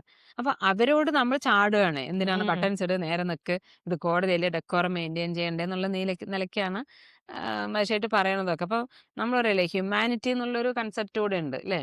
അപ്പൊ അവരോട് അനുഭാവപൂർവ്വം നമ്മൾ പെരുമാറുക എന്നുള്ളതും കൂടെ ഒരു ഇതുണ്ട്. അപ്പൊ ഇങ്ങനെയുള്ള ഇവർക്കൊന്നും മറുത്ത് പറയാൻ അറിയില്ല. കാരണം കോടതിയാണ്. അവര് ഇങ്ങനെ പറഞ്ഞു അതിങ്ങനെ പേടിച്ച് നിൽക്കുമ്പോൾ നമുക്ക് അല്ലാണ്ട് തോന്നുകയാണ്. കാരണം അവരല്ലേ സൊസൈറ്റിയിൽ അവരെ വിഷമിപ്പിക്കുക, അതൊക്കെ ഒരു ദുഃഖമായിട്ടുള്ള കാര്യങ്ങൾ തന്നെയല്ലേ. അവരെ പേടിപ്പിക്കുക, അവരെ പേടിച്ച് എന്നിട്ട് അയാൾ പറയാം എൻ്റെ ബട്ടൺസിൻ്റെ അപ്പം ഞാൻ പറയാം അപ്പം അതിന് 2 ചീത്ത പറയാം. അപ്പം ഇതൊക്കെ നമുക്കത് വളരെ പെയിൻഫുൾ ആയിട്ടുള്ളൊരു മൊമെന്റുകളാണ് അതൊക്കെ. അവർക്ക് വരുന്ന ഇത്രയും വർഷം അവരെ കോടതിയിലേക്ക് വലിച്ചഴിച്ചത് തന്നെ ഒരു അല്ലേ അവരോട് ചെയ്യുന്ന ഒരു അനീതിയാണ്. അത് കഴിഞ്ഞിട്ട് നമ്മൾ കോടതിയിലുള്ള ഡെക്കോറാണ് പിന്നെ അടുത്തത് മെയിൻ. പക്ഷെ ചേച്ചി ഇപ്പൊ പറഞ്ഞു വരുമ്പം ഒരുപാട് ടൈം ആവുന്നു ഓരോ കേസിനും ഓരോ അതിന്റെ വേർഡിക്റ്റ് കേൾക്കാൻ. അത് വിചാരിച്ചിട്ട് ആൾക്കാർ ടൈം എടുക്കണു പറഞ്ഞിട്ട് പലപ്പോഴും സ്ത്രീകൾ, പ്രത്യേകിച്ച് സ്ത്രീകളെയും കുട്ടികളെയും കാര്യത്തില് അവര് ഒരുപാട് കാര്യങ്ങൾ പുറത്ത് പറയുന്നില്ല. അവർക്ക് അവരുടെ സ്വന്തം റൈറ്റ്സ് അറിയുന്നില്ല. അതിൽ ചേച്ചിക്ക് ഒരു ഗൈഡൻസ് കൊടുക്കാൻ പറ്റുമോ? ഇങ്ങനെ ഒരു ഇഷ്യൂ ആണെങ്കിൽ തുടക്കത്തിലേ നിങ്ങൾ ഇന്നൊരു സ്ഥലത്ത് എത്തിയാൽ മേ ബി നിങ്ങൾക്ക് പെട്ടെന്ന് തന്നെ അതിനൊരു സൊല്യൂഷൻ കണ്ടെത്തിയിട്ട് ഒരു റെസൊല്യൂഷൻ കിട്ടും. വെയിറ്റ് ചെയ്ത് കുറേ അനുഭവിച്ച് അവസാനം ഒരു വക്കിലെത്തുമ്പോഴാണ് ഈ വരുന്നത്. അപ്പൊ ഇത്രയും അനുഭവിക്കേണ്ട കാര്യമുണ്ടോ അല്ലേ? അതില് നമ്മൾ എല്ലാരും കൂടെ ഇതൊരു സിസ്റ്റമാണ്. ഒരു അല്ലേ പോലീസ്, കോടതി, പ്രോസിക്യൂഷൻ, ഇതെല്ലാം ഒരു സിസ്റ്റത്തിന്റെ ഒരു ഭാഗമാണ്. ഇപ്പൊ എനിക്ക് തോന്നുന്നത് പോലീസ് ഡിപ്പാർട്ട്മെന്റിൽ നമ്മൾ കാര്യങ്ങൾ അന്വേഷിക്കുമ്പോൾ എനിക്ക് തോന്നുന്നു അവർക്ക് ഇരട്ടി ജോലിയാണ്. ഇപ്പൊ 10 ആള് വേണ്ടിടത്ത് 5 ആളേ ഉള്ളൂ. അപ്പൊ അവരുടെ ഒരു മാൻ പവർ കുറച്ചുകൂടെ അവർക്ക് വേണം എന്നുള്ളൊരു രീതിയിലാണ് അവരുടെ ഒരു സംസാരം. കോടതി ജീവനക്കാരോട് നമ്മൾ സംസാരിക്കുമ്പോൾ അവിടെ നിന്ന് നമുക്ക് പറയാം അവരും ഹെവി വർക്ക് പ്രഷറാണ് അവർക്ക്.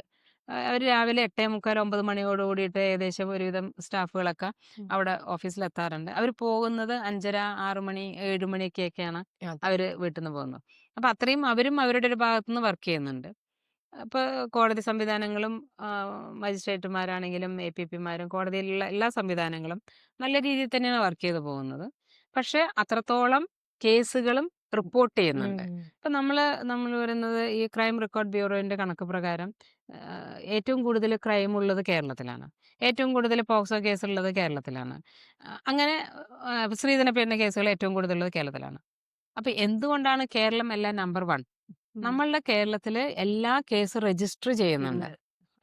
ഇപ്പൊ നമ്മളൊരു സ്ത്രീ പോകുന്നു, ഒരു പരാതി കൊടുക്കുന്നു, ആ കേസ് അവിടെ രജിസ്റ്റർ ചെയ്യുന്നുണ്ട്. അതേസമയം നമ്മൾ മറ്റുള്ള ഭാഗങ്ങളിൽ പോയി കഴിഞ്ഞാൽ രജിസ്റ്റർ ചെയ്യുന്നില്ല. എന്നാലല്ലേ കേസ് ഉണ്ടാവുള്ളൂ.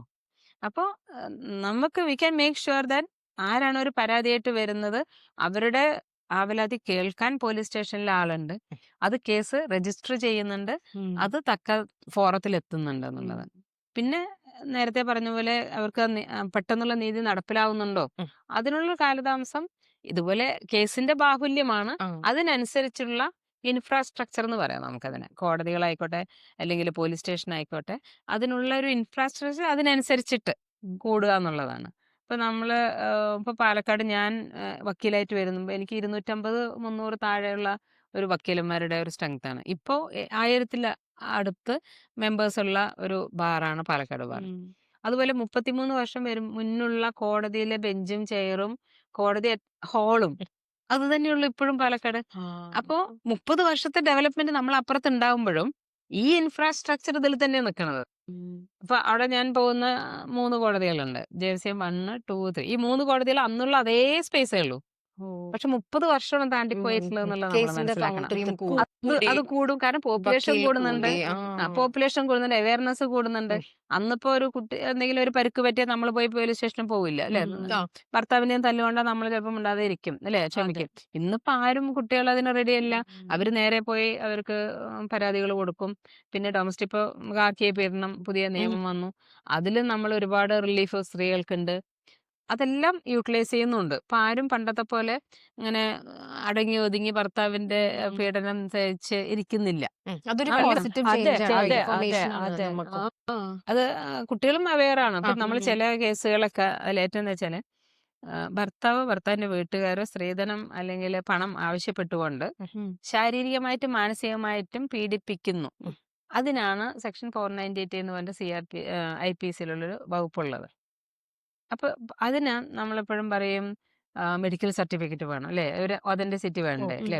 ഇപ്പൊ എനിക്ക് തന്നെ തല്ലി എന്ന് പറഞ്ഞ് വെറുതെ പോണേനെക്കാട്ടും നല്ലത് നമ്മൾ പരിക്ക് പറ്റി അവിടെ ആശുപത്രി പോയിട്ട് എങ്ങനെയാ പരിക്ക് പറ്റി എന്നെ ഭർത്താവ് തല്ലിയതാണ് എന്ന് പറയുമ്പോഴുള്ളൊരു ഒതന്റിസിറ്റി ഉണ്ടല്ലോ, അതിനൊരു ക്രെഡിബിലിറ്റി. അപ്പൊ അതുണ്ടെങ്കിലൊക്കെയാണ് കോടതികൾ അതിന് ശിക്ഷയിലേക്കൊക്കെ പോവുള്ളൂ. നമ്മൾ എന്ത് പറഞ്ഞാലും നമ്മൾ തല്ലി അത് ഇതെന്നൊക്കെ പറഞ്ഞാലും ശിക്ഷയിലേക്ക് പോകണമെങ്കിൽ ഇങ്ങനത്തുള്ള എവിഡൻസും കൂടെ വേണം. പക്ഷെ ഇന്നത്തെ കേസുകൾ എടുക്കുന്ന സമയത്ത് അങ്ങനെയുള്ള എവിഡൻസ് ഒന്നും നമുക്ക് കിട്ടാൻ ഇല്ല. കാരണം കുട്ടികള് ഈ തല്ല് കൊള്ളുന്നവരെ ഒന്നും നിൽക്കാറില്ല. അവര് ഏകദേശം ഒരു ഡിഫറൻസ് ഓഫ് ഒപ്പീനിയൻ വന്നു, അല്ലെങ്കിൽ അയ്യോ ഈ ഭർത്താവായിട്ട് എനിക്ക് പറ്റില്ല എന്ന് പറഞ്ഞാൽ ഉടനെ അവർ മുന്നിൽ പോകുന്നു, പരാതി കൊടുക്കണം, കേസ് ഒന്നും അല്ലെങ്കിൽ അവസാനിപ്പിക്കുക, അല്ലെങ്കിൽ അതിന് പറ്റുന്നതാണ്. അപ്പം കോടതികൾ ഇങ്ങനെ ചോദിക്കാറുണ്ട്, ഇങ്ങനെ നമ്മൾ പറയല്ലേ വീട്ടിലെ ജോലി മുഴുവൻ ചെയ്യിപ്പിക്കുന്നു, അപ്പൊ ഇതൊരു തെറ്റാണോ അല്ലെ വീട്ടിലെ അങ്ങനെ ചില കാര്യങ്ങളൊക്കെ ആകുമ്പോൾ നമ്മൾ കോടതിയെ നമ്മൾ മുഖത്തിങ്ങ് നോക്കും, ശരി അമിതമായിട്ട് പിന്നെ ഭക്ഷണം തരുന്നില്ല എന്ന് പറയും, പക്ഷെ പട്ടിണി കിട്ടു എന്നൊക്കെ. ഇതൊക്കെ തന്നെയുള്ളൂ, അല്ലാണ്ട് വലിയ അങ്ങനെ സ്ത്രീധനം വേണമെന്ന് പറഞ്ഞ് തല്ലി ബഹളം വെച്ചിട്ടുള്ള കേസുകളൊക്കെ ഇന്നത്തെ കാലത്തില്ല. പക്ഷെ നമ്മൾ പറയില്ലേ അതും കൂടെ കോടതിയിൽ കൺസിഡർ ചെയ്യണമെന്നാണ് എൻ്റെ ഒരു ഒപ്പീനിയൻ. കാരണം പണ്ടത്തെ ആ ഒരു കൺസെപ്റ്റ് വെച്ചിട്ട് തല്ലി ആശുപത്രിയിൽ പോയി മെഡിക്കൽ സർട്ടിഫിക്കറ്റ് ഉണ്ടെങ്കിൽ മാത്രമേ ശിക്ഷിക്കുള്ളൂ എന്ന് പറയുന്നതിനോട് യോജിപ്പില്ല. ഇന്നത്തെ കുട്ടികൾക്കല്ലേ മാനാഭിമാനം ഉണ്ട്. നമ്മളുടെ ആ ഒരു സെൽഫ് റെസ്പെക്റ്റിനെ ഹേർട്ട് ചെയ്യുന്ന എന്തും അല്ലെ ഭർത്താവിന്റെ വീട്ടിൽ നിന്നുള്ള ഒരു അനീതിയായിട്ട് കണക്കാക്കണം എന്നുള്ളതാണ് എനിക്ക് പറയാനുള്ളത്. ഇപ്പോഴത്തെ കുട്ടികളുടെ കേസുകൾ മുഴുവൻ അങ്ങനെയാണ്. അതൊന്നും കോടതികൾ അതിനൊന്നും ആ ഒരു മുഖവിലേക്ക് എടുക്കുന്നില്ല എന്ന് എനിക്ക് തോന്നാറുണ്ട് പലപ്പോഴും. കാരണം അവർക്ക് അല്ലെ, അപ്പൊ ഞാൻ ഒരു കേസ് ശിക്ഷിച്ചിട്ടുള്ളത് എനിക്ക് അനുഭവം ബെൽറ്റ് കൊണ്ട് അടിച്ച് ബ്ലേഡ് കൊണ്ട് തൊടയിലൂടെ കയറി ആ കുട്ടി രാത്രി മക്കളെയും കൂട്ടിയിട്ട് വെളിയിലിറങ്ങി ഓട്ടോറിക്ഷ വരാൻ പറഞ്ഞ് അങ്ങനെ ജില്ലാ ആശുപത്രി അഡ്മിറ്റ് ഒരു കേസ് ശിക്ഷിച്ചതായിട്ട് എനിക്ക് ഓർമ്മ, ഞാൻ നടത്തി ശിക്ഷിച്ചിട്ടുള്ളത്. അത്രയൊക്കെ പരിക്കിന് ഇന്നത്തെ കുട്ടികളെ സഹിക്കേണ്ട കാര്യം എഡ്യൂക്കേറ്റഡ് നമ്മളെന്തിനാണ് ഈക്വലി ഏൺ അതെ. അപ്പൊ പിന്നെ ഭർത്താവിന്റെ വീട്ടിൽ അത്രയും നമ്മൾ നേരത്തെ പറഞ്ഞ കൺസെപ്റ്റില് പീഡനം അനുഭവിച്ചിട്ട് കിടന്നിട്ട് പിന്നെ അങ്ങനെ വെളിയിൽ വന്നിട്ട് നമ്മളെ പറയണമെന്ന് ആ ഒരു കൺസെപ്റ്റിനോട് യോജിക്കുന്നില്ല. പക്ഷെ കോടതികളുടെ അഭിപ്രായം ഇപ്പോഴും അങ്ങനെയൊക്കെ തന്നെയാണ്. അതുകൊണ്ട് ഒരു ചെറിയൊരു ഡിസാറ്റിസ്ഫാക്ഷൻ ഉണ്ട് എനിക്ക്. കാരണം അത് എങ്ങനെയാണ് നമ്മുടെ കുട്ടികളുടെ ഫീലിങ്സ് നമുക്ക് കോടതിയിൽ അവതരിപ്പിക്കാൻ പറ്റണം എന്നുള്ളത്. പിന്നെ ഇല്ലാത്ത കാര്യങ്ങൾ നമുക്ക് പറയാൻ പറ്റുമോ? അപ്പൊ അപ്പൊ ഞാൻ അതുകൂടി ഗോൾഡിന്റെ കാര്യമൊക്കെ പറഞ്ഞ പോലെ പിന്നെ ഒരു രസകരമായിട്ടുള്ള കാര്യം കൂടി പറയാം. നമ്മളറിയില്ല മനുഷ്യന്മാരുടെ മനസ്സ് എങ്ങനെയാണെന്നുള്ളത്. ഒരു കുട്ടി ഇങ്ങനെ പഠിപ്പിച്ചു കൊടുക്കണം. അപ്പൊ ഞാൻ ചോദിക്കാണ്, എമ്മട്ടൊക്കെ പഠിച്ച കുട്ടിയാട്ടോ. അപ്പൊ ഞാൻ ചോദിക്കാണ്, ഇങ്ങനെ ഭർത്താവ് സ്ഥിരമായി വന്ന് മദ്യപിച്ച് വന്ന് ശാരീരികമായിട്ടും മാനസികമായിട്ടും ഉപദ്രവിക്കാം എന്നാണ്. അപ്പൊ ഞാനിങ്ങനെ നോക്കുമ്പോൾ അദ്ദേഹം ഒരു വില്ലേജിൽ ജോലി ചെയ്യുന്ന ഒരാളാണ്. അപ്പൊ ഞാനിങ്ങനെ ആ കുട്ടിയുടെ മുഖത്ത് നോക്കി ചോദിച്ചു, അയാൾ സർക്കാർ ജീവനക്കാരനല്ലേ, ദിവസവും മദ്യപിച്ച് വന്നിട്ട് ഇങ്ങനെ തല്ലണത്, അങ്ങനെ നമുക്കൊരു ചില കാര്യങ്ങൾ കേൾക്കുമ്പോൾ വിശ്വസിക്കാൻ പറ്റില്ല. അപ്പൊ അവര് പറഞ്ഞു, ഇല്ല അതിങ്ങനെ എഴുതാൻ പറഞ്ഞ അങ്ങനെ ഒരിത്തിരി എക്സാജറേറ്റഡ് വേർഷൻ ആണോ? ഓക്കെ, ശരി. അത് കഴിഞ്ഞ് അങ്ങനെ കുറേ പറഞ്ഞു കഴിഞ്ഞു, പഠിപ്പിച്ചിട്ടൊക്കെ കൊടുത്തു. അപ്പൊ ഞാൻ ചോദിച്ചു, എന്നാ പിന്നെ തീർന്ന് വെക്കൂടെ, നിനക്ക് വലിയ കുഴപ്പമൊന്നും ഇല്ലെങ്കിൽ തീർന്ന് വെക്കൂടെ എന്ന് പറഞ്ഞു. അപ്പൊ പറഞ്ഞു, ഇല്ല അവര് അല്ല എനിക്ക് എന്തായാലും ഭർത്താവ് വേണം, താലി ഞാൻ അഴിക്കില്ല, ഒരിക്കൽ താലി കെട്ടി ഞാൻ പിന്നെ അഴിക്കില്ല എന്നൊക്കെ പറഞ്ഞു. അപ്പൊ എന്നാ പിന്നെ കോടതിയിലേക്ക് നടക്കും, ഞാൻ ആ ഭർത്താവായിട്ടൊന്ന് സംസാരിക്കട്ടെ എന്ന് പറഞ്ഞു. ഞാൻ ആ പയ്യനെ വിളിച്ചിട്ട് മെല്ലെ കൂട്ടിയിട്ട് പോകും, സ്നേഹമൊക്കെ ഉണ്ട്, അങ്ങനെ രണ്ടുപേരും പഠിച്ചിട്ടുണ്ടല്ലോ, ഇവൾക്ക് എന്തെങ്കിലുമൊക്കെ ജോലിയാവും, ഒന്ന് കൂട്ടിയിട്ട് പോകാന്നൊക്കെ പറഞ്ഞു. അപ്പൊ അവൻ പറഞ്ഞു, എൻ്റെ അമ്മയും അച്ഛനൊക്കെ അങ്ങനെ മറ്റേ പോലീസ് സ്റ്റേഷനിലും കോടതിയിലൊക്കെ ആയിട്ട് ഇനി ഞാൻ കല്യാണം കഴിച്ചില്ലെങ്കിൽ എനിക്ക് ഇവള് വേണ്ട എന്നുള്ളൊരു സ്റ്റാൻഡിലാണ് അവൻ നിൽക്കണം. പക്ഷെ ഈ കുട്ടി രാത്രി ഇങ്ങനെ മെസ്സേജ് അയക്കാറുണ്ട്, ഇങ്ങനെ രാത്രിയൊക്കെ മെസ്സേജ് അയക്കും, വില്ലേജിൽ പോയി ഇരിക്കും, വെള്ളം കാണാൻ. ഇവള് ആഗ്രഹിക്കുന്നതെന്ന് വെച്ചാല് അയാളിനെ കുറെ കേസൊക്കെ കൊടുത്ത് പ്രഷർ ചെയ്താല് അയാൾ എൻ്റെ അടുത്തേക്ക് വരുന്നു. അല്ലെ, ഓരോരുത്തരുടെ തെറ്റായ ധാരണ എന്ന് പറയാം. കാരണം അവള് വിചാരിക്കുന്നത് അയാളിങ്ങനെ പ്രഷർ ചെയ്യുക, പല പല കേസുകൾ കൊടുത്തിട്ട് അങ്ങനെ നിക്ക കളിയിലാണ്ടാക്കുമ്പോ എന്നെ കൂട്ടിയിട്ട് പോകുന്നതാണ് ആ കുട്ടി വിചാരിക്കുന്നത്. അവനെ സംബന്ധിച്ചിടത്തോളം എന്നെ ഇതൊക്കെ ചെയ്തില്ലേ, ഇനി ഇവളെല്ലെങ്കിലും പറ്റില്ല. അപ്പൊ ഈ കുട്ടി രാത്രി മെസ്സേജ് അയക്കാറുണ്ട്, ആ വില്ലേജിൽ പോയിട്ട് ഇങ്ങനെ ഇരുന്ന് നോക്കാറുണ്ട്. അപ്പൊ അവള് പറഞ്ഞു എന്നെ ഇടയ്ക്ക് നോക്കാറുണ്ടെന്ന്. അപ്പൊ അവള് വിചാരിക്കുന്നത് അവര് തമ്മിൽ ഇഷ്ടത്തിലാണെന്ന്. എന്നിട്ട് ഈ കുട്ടി ഇത് മുഴുവൻ കൂട്ടുകാര് പറഞ്ഞു. അയ്യോ ആ വക്കീലാണെങ്കിൽ ക്രോസ് ചെയ്യും, നന്നായി ക്രോസ് ചെയ്യുമ്പോ അതിനൊക്കെ നല്ല മിടുക്കിയായിട്ട് ഉത്തരം പറയും. ചിലവര് ക്രോസ് ചെയ്യുമ്പോ തപ്പിപ്പോവും, പിന്നെ ആൻസർ ഒക്കെ കയ്യിൽ നിന്ന് പോകും അങ്ങനെ. പക്ഷെ ഈ കുട്ടിക്ക് അതൊന്നും ഇല്ല, നല്ല മിടുക്കി കുട്ടിയാണ്. അവള് നന്നായി ക്രോസ് ചെയ്യാൻ വക്കീലിനൊപ്പം തട്ടത്തടുത്ത് ഉത്തരം പറയും. ഇത് മുഴുവൻ ആ കുട്ടിക്ക് ഡാമേജിങ് ആണ് അല്ലേ? ചില നുണകൾ പറയുമ്പോ വക്കീലിങ്ങനെ തട്ടി ചോദിക്കുമ്പോ അതിന് ഉത്തരം അങ്ങനെ പറഞ്ഞു വെക്കുമ്പോ ഇത് മുഴുവൻ ഭർത്താവും വീട്ടുകാരും കൂട്ടുന്ന കേൾക്കല്, ബാക്കിൽ കൂട്ടുന്ന കേൾക്കല്. അപ്പൊ പക്ഷെ അവൾക്ക് വളരെ ഒരു മാനസികമായിട്ട് അവൾക്ക് ഇഷ്ടമുണ്ട് കൂടെ പോകണം എന്നുള്ളത്. പക്ഷെ ഞാൻ പറഞ്ഞില്ലേ നിർത്താന്നായിരുന്നു ഇന്റൻഷൻ. അതാണ്. അപ്പൊ നമ്മളിതില് പോണായിരുന്നു. അപ്പൊ ഇതിൽ നോക്കുന്നതിൽ ആരൊക്കെയാണ്?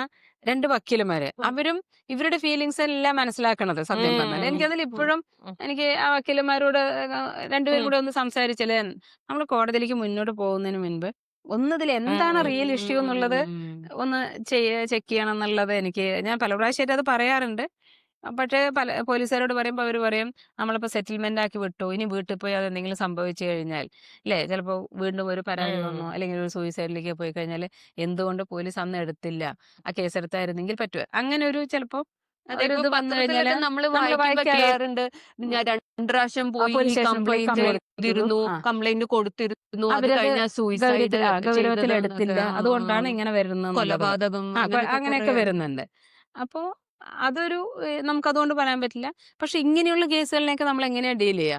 ഇത് ശരിക്കും നല്ലൊരു ഇന്റർവെൻഷൻ ഉണ്ടെങ്കിൽ അത് നന്നായി പോയേനെ. എന്താണ് അവരുടെ രീതി? അതിന് പകരം നമ്മള് കുറെ ഇല്ലാത്ത കാര്യങ്ങള് കോടതിയിൽ പ്രസന്റ് ചെയ്യുക, അപ്പോഴേക്കും അത് അവർക്കൊരു വൈരാഗ്യം വരാം. അപ്പൊ അങ്ങനെയൊക്കെ വരുമ്പോ നമുക്ക് ഒരിക്കലും അത് അടുത്ത് സോൾവ് ചെയ്യാൻ പറ്റാണ്ട് അങ്ങനെ പോകും. അങ്ങനത്തെ കേസുകൾ നമുക്ക് തോന്നാറുണ്ട്, നമുക്കൊരു ഹാർട്ട് ടച്ചിങ് ആയിട്ടൊക്കെ തോന്നാറുണ്ട്. ഇപ്പൊ ചേച്ചി ഇതൊക്കെ കഴിഞ്ഞിട്ട് നമ്മുടെ ഈ IPC BNS ഒക്കെ മാറി വന്നല്ലോ, നിങ്ങൾക്ക് എന്തൊക്കെയോ ചെറിയ ഇഷ്യൂ ഒക്കെ വന്നില്ലേ? അതിന്റെ അകത്ത് കുറെ ഈ സൈബർ ക്രൈംസ്, പണ്ട് ഉണ്ടാവാത്ത കുറെ ക്രൈംസ് ഇപ്പം ഇൻക്ലൂഡ് ആയി വന്നിട്ടുണ്ടല്ലോ. അപ്പൊ നിങ്ങൾ ഈ റെഗുലർലി പഠിച്ചുകൊണ്ടിരിക്കണ്ടേ ഈ ടെക്നോളജിയും അതും ഇതൊക്കെ ഡെവലപ്പ് ആകുമ്പം ഇതൊക്കെ കഴിഞ്ഞിട്ട് നിങ്ങൾക്ക് വീട്ടിൽ പോയിട്ട് എങ്ങനെയാ നിങ്ങളുടെ ആ അപ്ഡേഷൻ സൈഡ്? അതിലിപ്പോ നമ്മള് വർഷങ്ങളായിട്ട് അല്ലേ, ബ്രിട്ടീഷുകാർ വന്നപ്പോ തുടങ്ങിയിട്ടുള്ള ബ്രിട്ടീഷ് പീനൽ കോഡായിരുന്നു, പിന്നെ അത് ഇന്ത്യൻ പീനൽ കോഡായി, ഇപ്പൊ അത് ഭാരതീയ ന്യായ സംഹിത എന്നുള്ള രീതിയിൽ. അതുപോലെ തന്നെ CRPC criminal procedure code, Indian evidence act, അതൊക്കെ മറ്റു രീതിയിൽ 3 നിയമങ്ങളായിട്ട് മാറി മാറി വന്നു. പക്ഷെ പേരുകൾ മാത്രമാണ് മേജറായിട്ട് മാറിയിട്ടുള്ളൂ. പിന്നെ അതിന്റെ ക്രൊണോളജി കുറച്ച് മാറി.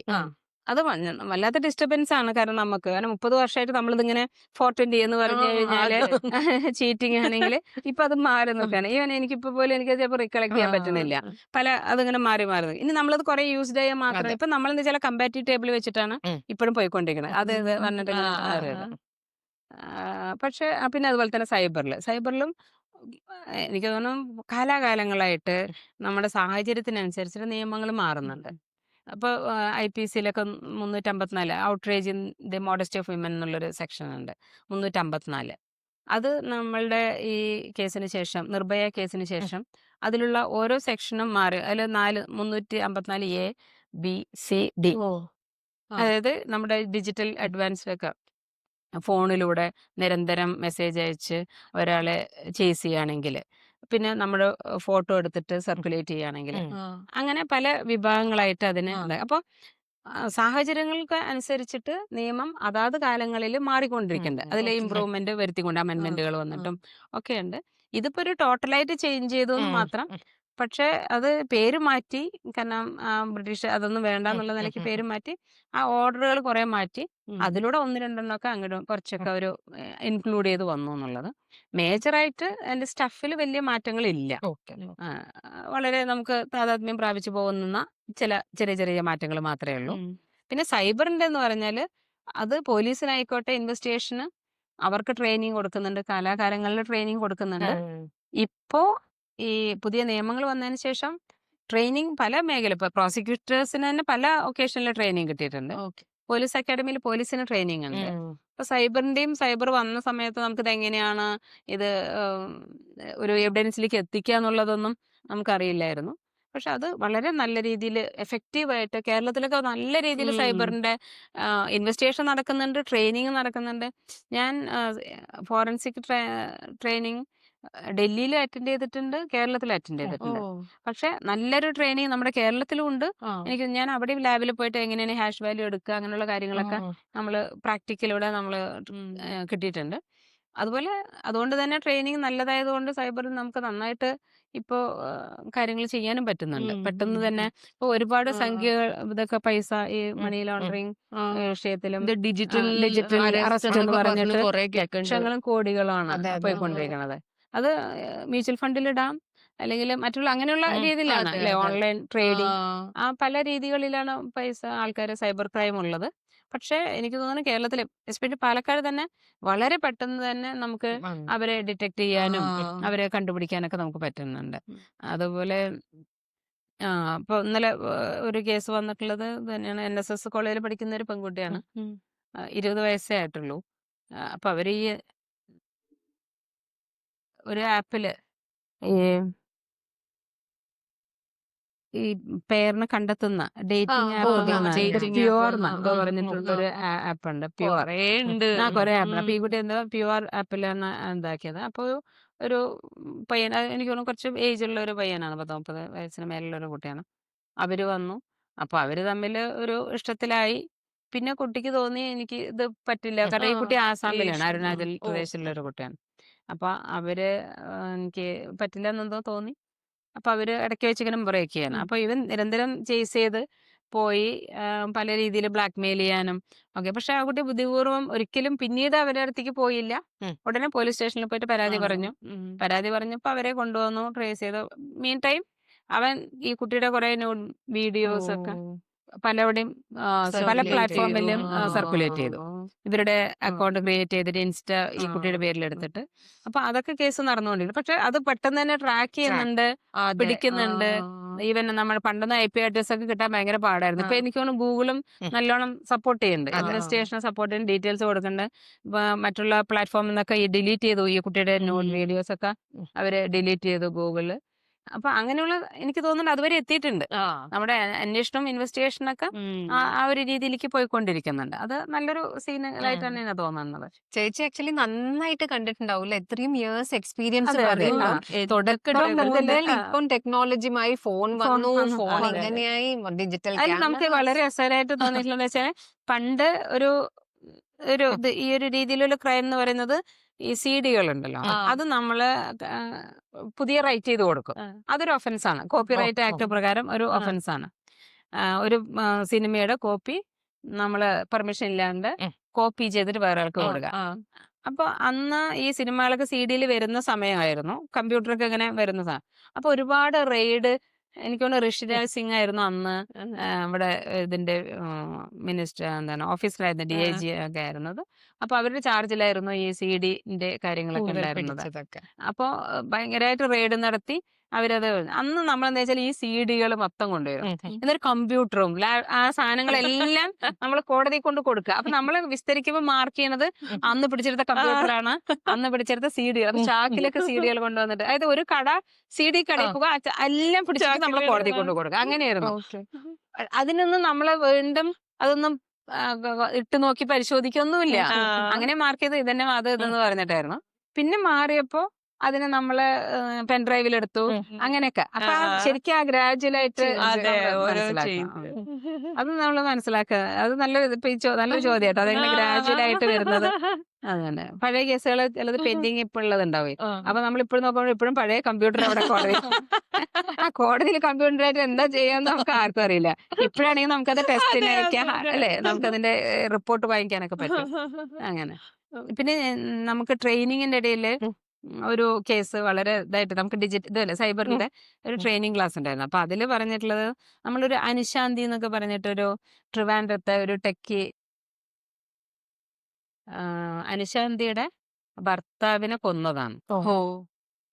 ഭർത്താവിന് പരിക്ക് പറ്റി, അമ്മയും കുട്ടിയും കൊന്നു. ഒരു 4 വയസ്സായ കുട്ടിയെന്നാണ് ഈ കുട്ടിയുടെ ഒരു അഫെയർ ആയിട്ടുള്ള ഒരു പയ്യൻ, അനുശാന്തി ഇൻഫോസിസ് ആ ഭാഗത്തോടെ. അതെ. അപ്പൊ ആ ഒരു കേസിന്റെ കാര്യത്തിന് നമുക്ക് ഒരു ട്രെയിനിങ്ങിന്റെ വേളയില് എങ്ങനെയാണ് ഡിജിറ്റൽ എവിഡൻസ് എങ്ങനെയാണ് അത് ഫോറൻസിക് ഓ പരിശോധിക്കണം എന്ന് പറഞ്ഞിട്ട് ആ നമുക്കൊരു ആ അതിന്റെ ഒരു മാതൃക അവർ ഉം, ശരിക്കും അത് അവർ ഡിറ്റക്ട് ചെയ്തിട്ടുള്ള നമുക്ക് ഇങ്ങനെ സ്ക്രീനിൽ ഉം, കാണിച്ചു. ഉം. അപ്പൊ എനിക്ക് തോന്നുന്നു ഈ ഫോണിലുള്ള മെസ്സേജ് ഒക്കെ ഡിലീറ്റ് ചെയ്തിട്ടുണ്ട്, ആ. പക്ഷെ അത് റിക്കവർ ചെയ്യുന്ന ഓ ഒരു പ്രോസസ്സ് എനിക്ക് തോന്നുന്നു റീറൈറ്റ് ചെയ്ത് എന്നാലും അതിന്റെ ഉള്ളിൽ നിന്ന് ആ മെസ്സേജുകൾ ഇങ്ങനെ കിട്ടുന്നത് അത് കണ്ട് റിട്രീവ് ചെയ്തെടുത്തു.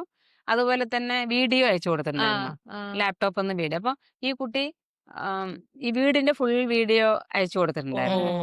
അപ്പൊ അത് മുഴുവൻ നമുക്ക് അങ്ങനെ അത് ആ കാണായിരുന്നു അതിലൂടെ. അപ്പൊ അങ്ങനെയാണ് ഈ ഫോണുകളിൽ നിന്നൊക്കെ ഇവര് റിട്രീവ് ചെയ്തെടുത്തതെന്ന് പറഞ്ഞിട്ട് നമുക്ക് അപ്പൊ ശരിക്കും നമുക്ക് അത്ഭുതമാണ്. നമ്മൾ വിചാരിക്കും മെസ്സേജ് ഡിലീറ്റ് ചെയ്ത് അത് പോയി എന്ന്. പോയില്ല ഇല്ല അത് ഇല്ല പോയിട്ടില്ല, അത് അവിടെ തന്നെ കിടക്കുന്നതും നമുക്കത് ശരിക്കും അവരുടെ ഒരു കുറച്ചുകൂടെ ഇതുള്ള ഒരു സ്പെസിഫിക്കേഷൻ ഉള്ള ഹാർഡ് ഡിസ്ക് ഉണ്ടെങ്കിൽ റിട്രീവ് ചെയ്ത് എടുക്കാൻ എടുക്കാവുന്നതായിരുന്നു. പറ്റും നമ്മൾ ആ പ്രോസസ്സൊക്കെ നമുക്ക് ആ പ്രാക്ടിക്കലി നമ്മൾ ആ കണ്ടിട്ടുമുണ്ട്. ഓക്കെ. അപ്പൊ അത് നല്ലതായിട്ട് തന്നെയാണ് അതുകൊണ്ട് തോന്നിയിട്ടുള്ളത്. എനിക്ക് തോന്നുന്നു സോൾവ് ചെയ്യാനും കുറേയും കൂടെ കുറെ നമുക്ക് കൂടി എത്തും, പ്രൂഫ് ഒക്കെ നമുക്ക് നമുക്ക് എടുക്കാൻ പറ്റും പറ്റുന്നുണ്ട് അല്ലെ, എനിക്ക് എവിഡൻസും തോന്നുന്നത് എല്ലാം. അതില് എനിക്ക് തോന്നുന്നു ഈ ഇവരിലേക്ക് എത്തിയതും ആ അത് കൺവിക്ട് ചെയ്തു. ആ ആ കേസിലേക്ക് എത്താനൊക്കെ ഉള്ള മെയിൻ കാരണം ഈ ഒരു സൈബർ എവിഡൻസ് ഓ തന്നെയായിരുന്നു, ഫോറൻസിക് എവിഡൻസ് തന്നെയായിരുന്നു. ഓക്കെ അപ്പൊ അത് നമുക്കത് ചെയ്ത ആളായിരുന്നു, നമുക്ക് ട്രെയിനിങ് ഒക്കെ തന്നിട്ടുണ്ടായിരുന്നു. അപ്പൊ ഓക്കെ. അവരതിങ്ങനെ കാണിച്ചു തന്ന് പറയാനുണ്ടായി. അപ്പൊ നല്ലൊരു ടീം തന്നെയാണ് ഇപ്പൊ കേരളത്തില് നമുക്കുള്ള വിങ്. പോലീസ് അക്കാഡമിയിലും ഉണ്ട്, ട്രിവാൻഡ്രത്തുള്ള ഫോറൻസിക് ഒക്കെ നല്ല ട്രെയിൻഡ് ആണ്, അവരത് പഠിക്കുന്നുമുണ്ട് നന്നായിട്ട്, എങ്ങനെയാണ് ക്രൈം ഡിറ്റക്ട് ചെയ്യാൻ ഉപയോഗിക്കേണ്ടത് എന്നുള്ളതൊക്കെ. എനിക്ക് തോന്നുന്നു ഇപ്പോഴുള്ള ക്രൈമൊക്കെ ഇവർക്ക് പെട്ടെന്ന് ട്രാക്ക് ചെയ്യാൻ പറ്റുന്നത് ഈ ഒരു ടെക്നോളജി. ടെക്നോളജി ഡെവലപ്പ് അതെ ചെയ്തുകൊണ്ട് അതെ തന്നെയാണ്. അതെ. നന്നായിട്ട് പോകുന്നുണ്ട് അതിലേക്ക് ഇത് വളരെ ക്രൈം. നല്ലൊരു ഹോപ്പ്ഫുൾ ആയ മെസ്സേജും ആണ് അല്ലേ? ഇപ്പോഴത്തെ ഒരു രീതിയിലേക്ക് നല്ല ഒരു ഇതാണ്, കാരണം നമുക്ക് റിസൾട്ട് കിട്ടുന്നുണ്ടല്ലോ. അത് AI കൊണ്ട് ഇങ്ങനത്തെ ഇനിയിപ്പോ എനിക്ക് തോന്നുന്നു ഇപ്പൊ അതായിരിക്കും ഇനി അടുത്തുള്ള നെക്സ്റ്റ് സ്റ്റെപ്പ്. അപ്പൊ അതിന് അവര് ഡെവലപ്പ് എന്തെങ്കിലും ഹെൽപ്ഫുൾ, ചെയ്യായിരിക്കും. എന്തെങ്കിലും അത് കൺസ്ട്രക്റ്റീവ് ആയിട്ടായിരിക്കും അല്ലേ വരിക? അല്ല, ഇപ്പൊ ഇതിൽ എങ്ങനെയാണ് സോർട്ട് ചെയ്തെടുക്കാൻ പറ്റിയ ക്രൈം എന്നുള്ളത് അത് ഒരു ഉണ്ടാവും. കാരണം മോഡസ് ഓപ്പറൻഡി നമ്മളെപ്പോഴും ക്രിമിനൽ കേസിൽ ഒരു പ്രതി ഏത് രീതിയിലാണ് ക്രൈം ചെയ്യാന്നുള്ളതുണ്ട്. അപ്പൊ ചിലവര് ബാക്ക് ഡോർ കൂടെ തുറന്ന് അങ്ങനെ, ചിലര് ഫ്രണ്ട് ഡോറിലൂടെ മാത്രം പോകും, ചിലർ ഓട് പൊളിച്ച് അല്ലെങ്കിൽ ടെറസിലൂടെ കയറി ഇറങ്ങും.